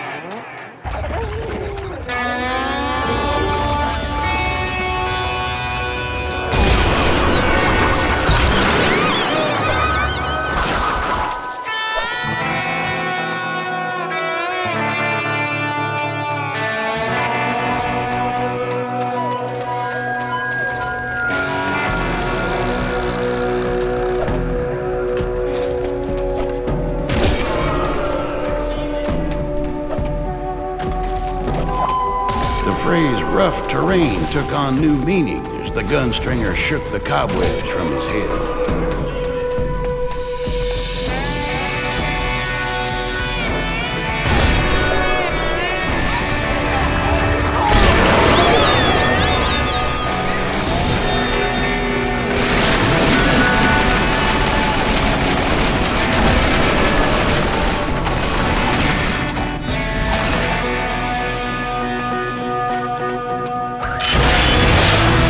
Gunstringer became a frenzy of death. None would stand in the path of his vengeance.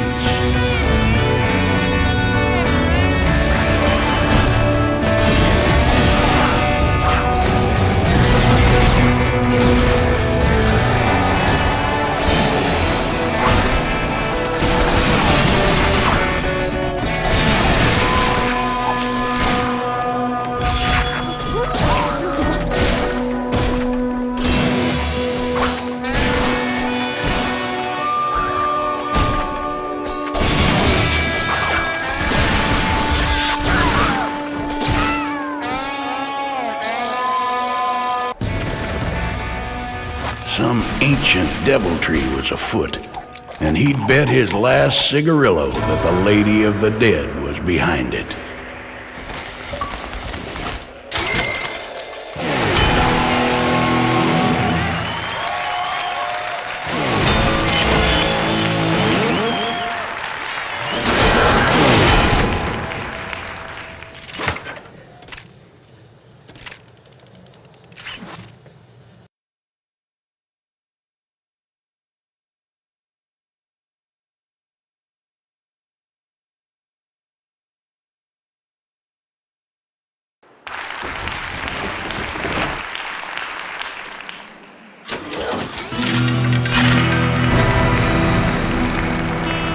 The land grew stranger, and the lines between life and afterlife grew hazy in the burning sun.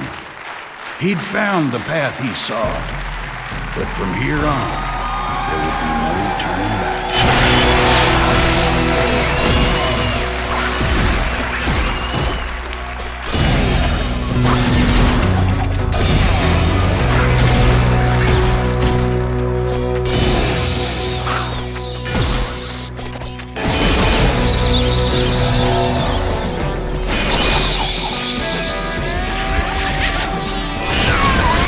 Sure 6 more would meet their maker.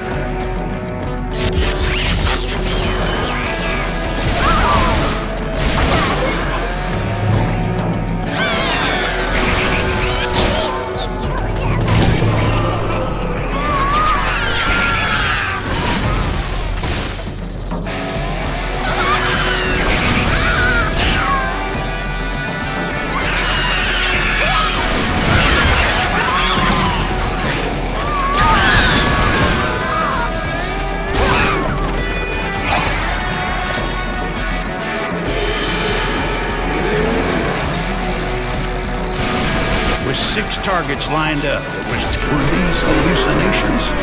Figments of the mind brought on by fever and heat? It was best to shoot them all. Madness or not, the Gunstringer wasn't one for taking chances. 6 shots of lead would now make their mark.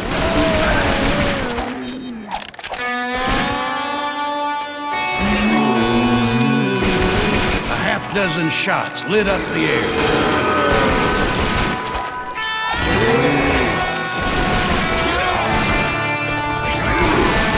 5 plus 1 is 6.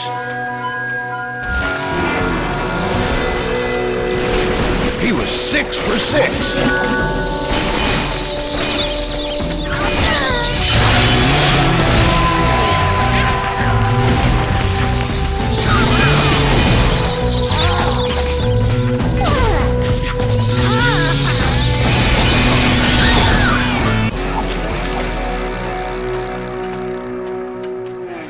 His streak was gone to the wind.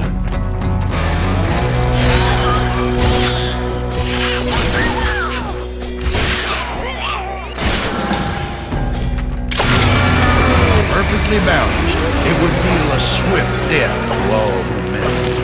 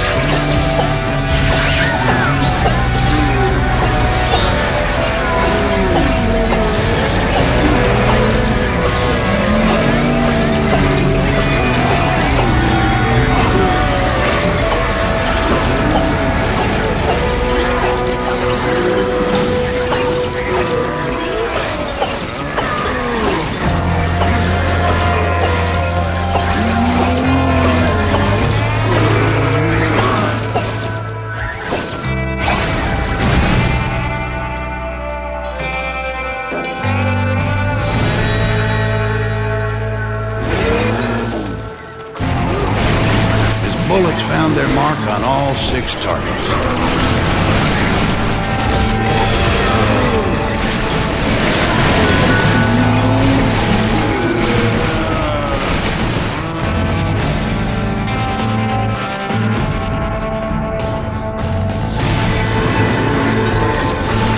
He had 6 targets in his sights.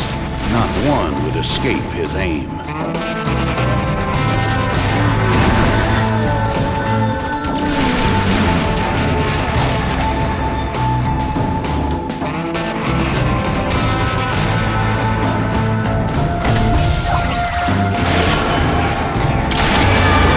The Gunstringer took a hold of some heavier firepower.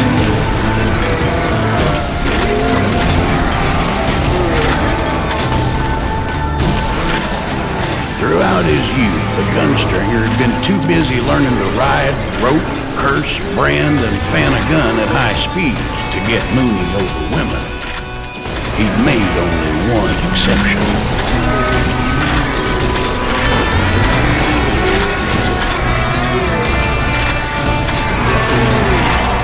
His bones rattled from the force of the impact.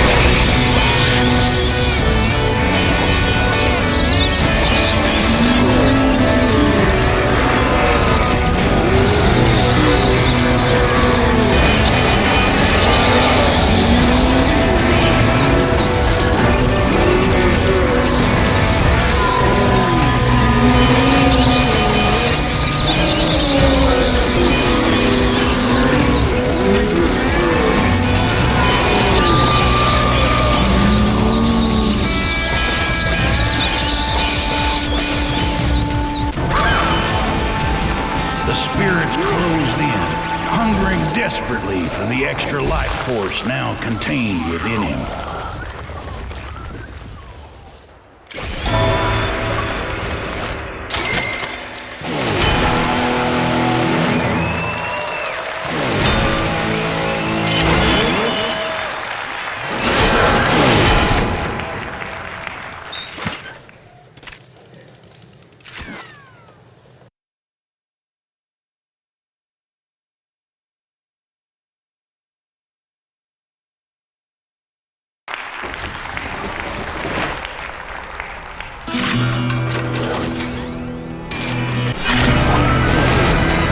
Gunstringer remembered only patches of the time he'd spent wandering the afterlife before he'd reasserted himself on the mortal plane. He came back for vengeance, and his soul would not quiet till justice was served.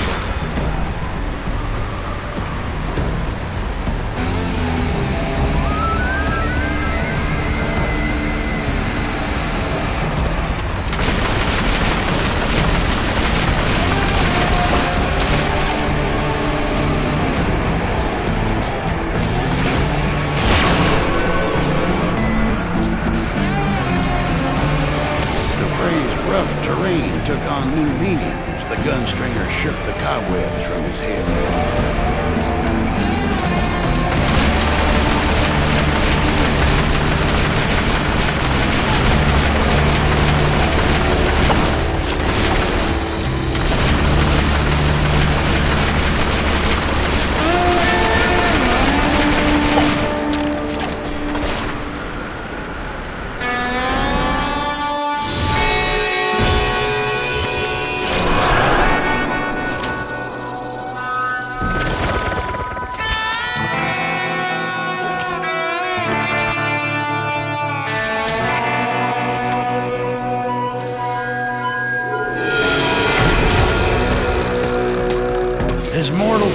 turn, each of his steps now felt uncertain. There was strange magic in this place.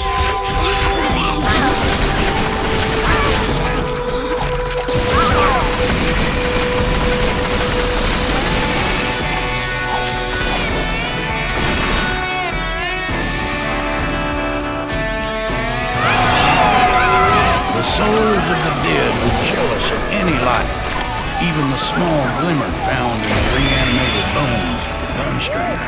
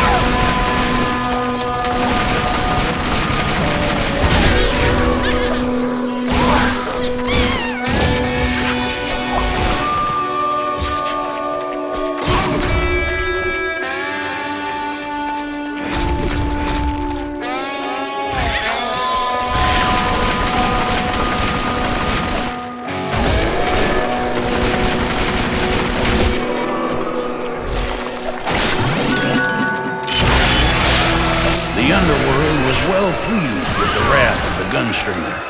They offered him a gift of sustenance and vigor. He could not step aside in time. A spray of bullets hit all 6 of their intended targets.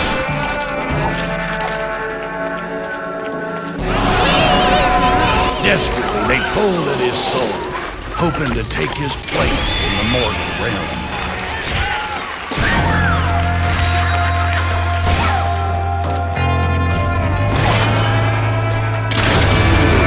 Gripping the flamethrower in his hand, the Gunstringer knew this would be a weapon of great clearance.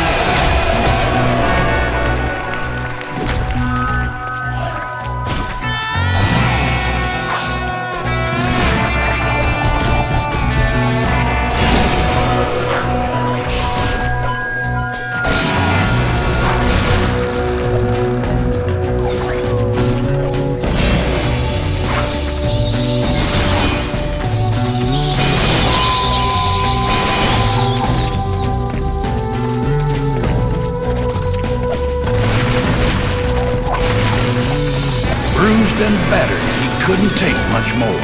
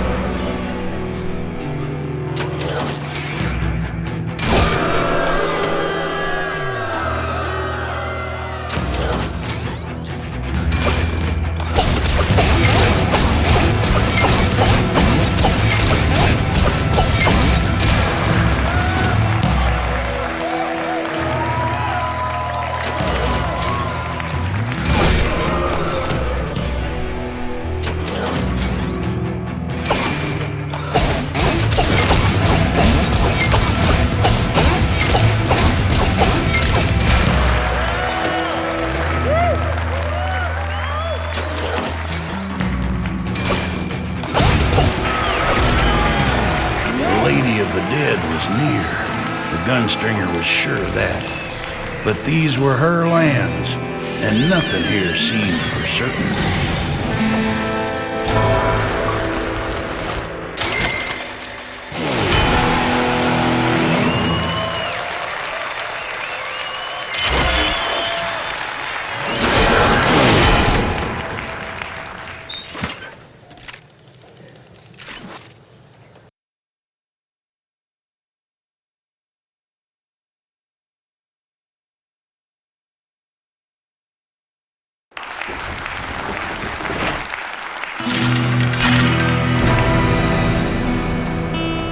Burned in the Gunstringer's memory was the Lady of the Dead's gloating laughter as she stood over his grave.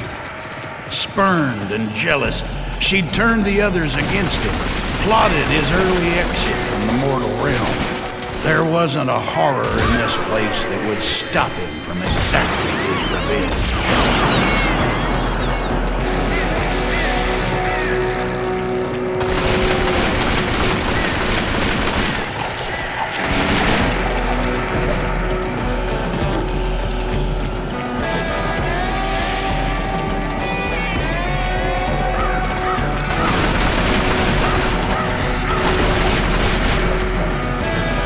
Gunstringer came down, but felt nothing but air beneath him. He was very nearly buzzard food.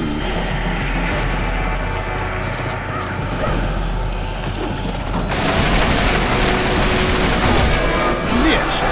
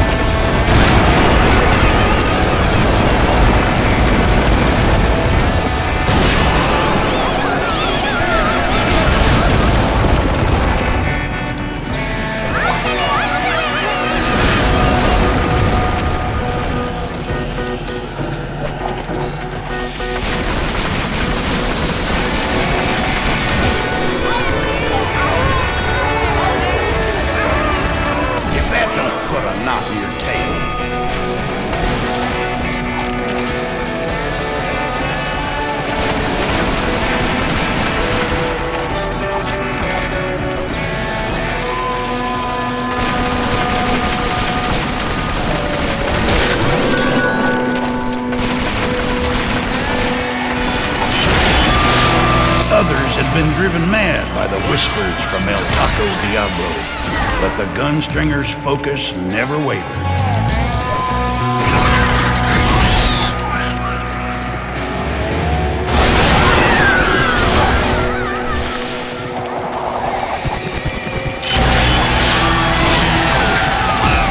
Many a time had the Lady of the Dead tried to decapitate him after a lover's quarrel. It's what kept their relationship fresh and exciting for a time. Apparently, she had moved on.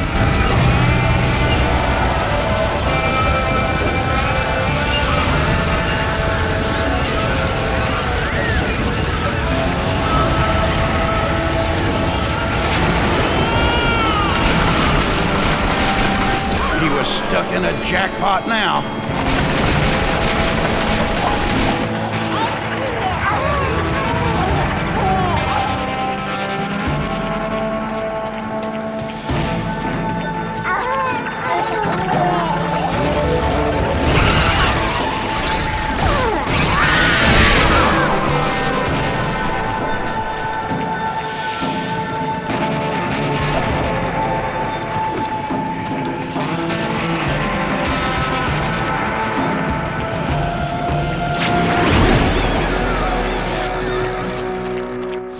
There was a sight rarely seen, at least outside of the dubious dens of the purveyors of otherworldly experiences.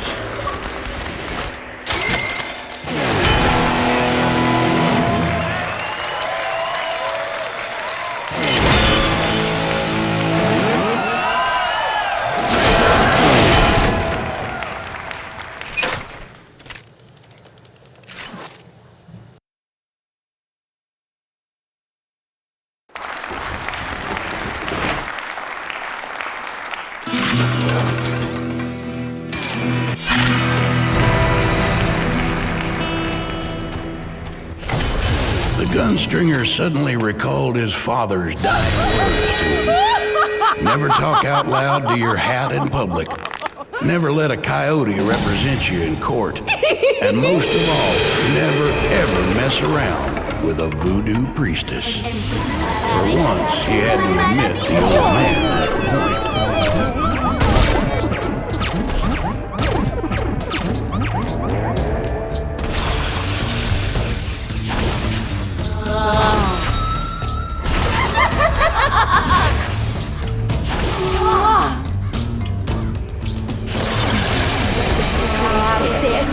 Zimbabwe.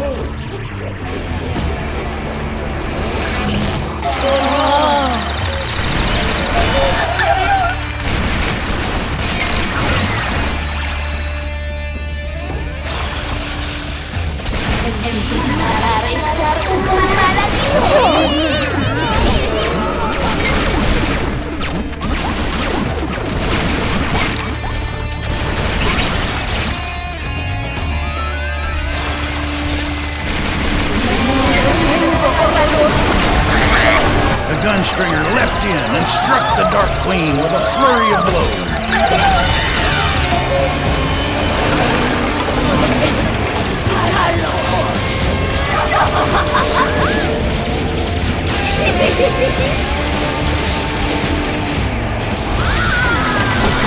Es una mala influencia.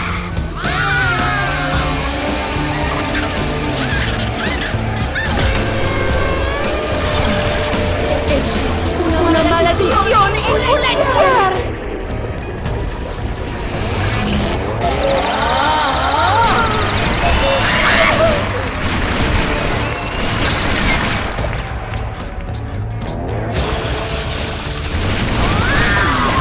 La batalla supuso la derrota.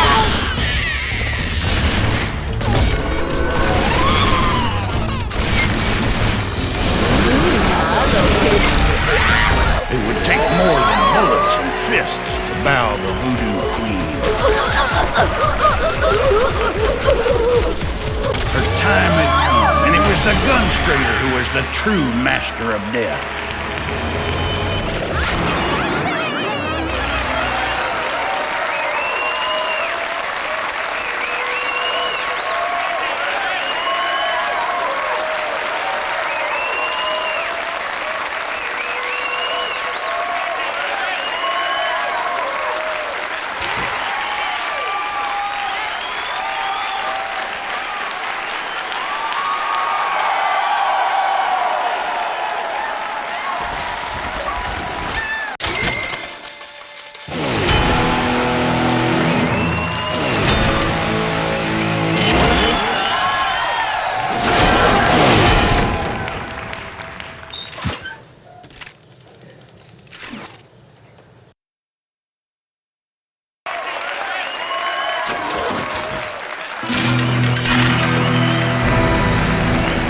Gunstringer felt jubilation at the thought of his old posse sitting on ice at Formaldehyde Smith's funeral home. But what now? He had not counted on outliving his former companions. Was he destined to ride the trail forever? Or did fate have one last hand to play before it cashed in his chips for good?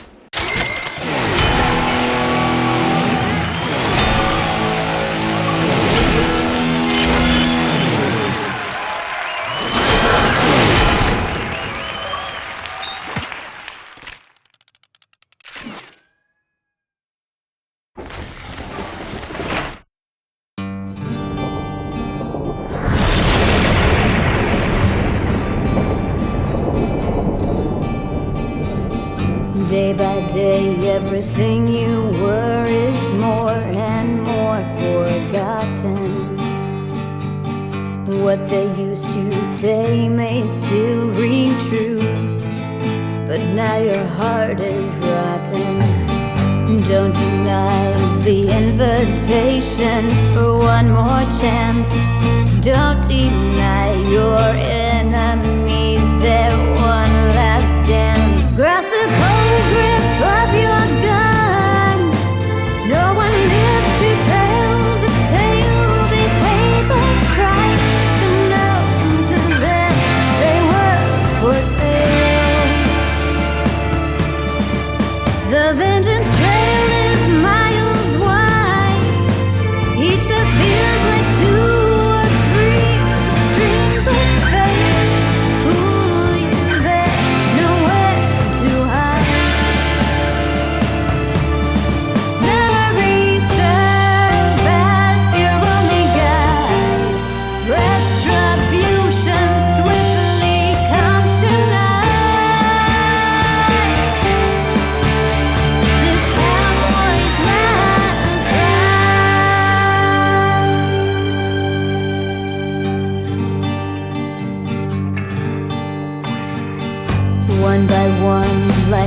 falling stars, their light put out, not burning. Play by play, the story ends, but now your soul is yearning. Don't deny the whole is greater than the sum, and don't deny that you can change what you've become. Trusty Steve stands by your side, never stops to question you or hesitate. The only friend that's still alive.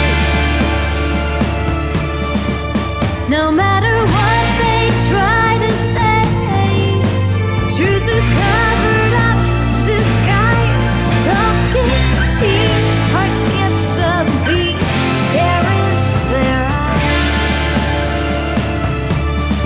Back and forth motions will turn the tide. Absolution nowhere inside. This cowboy's last cry.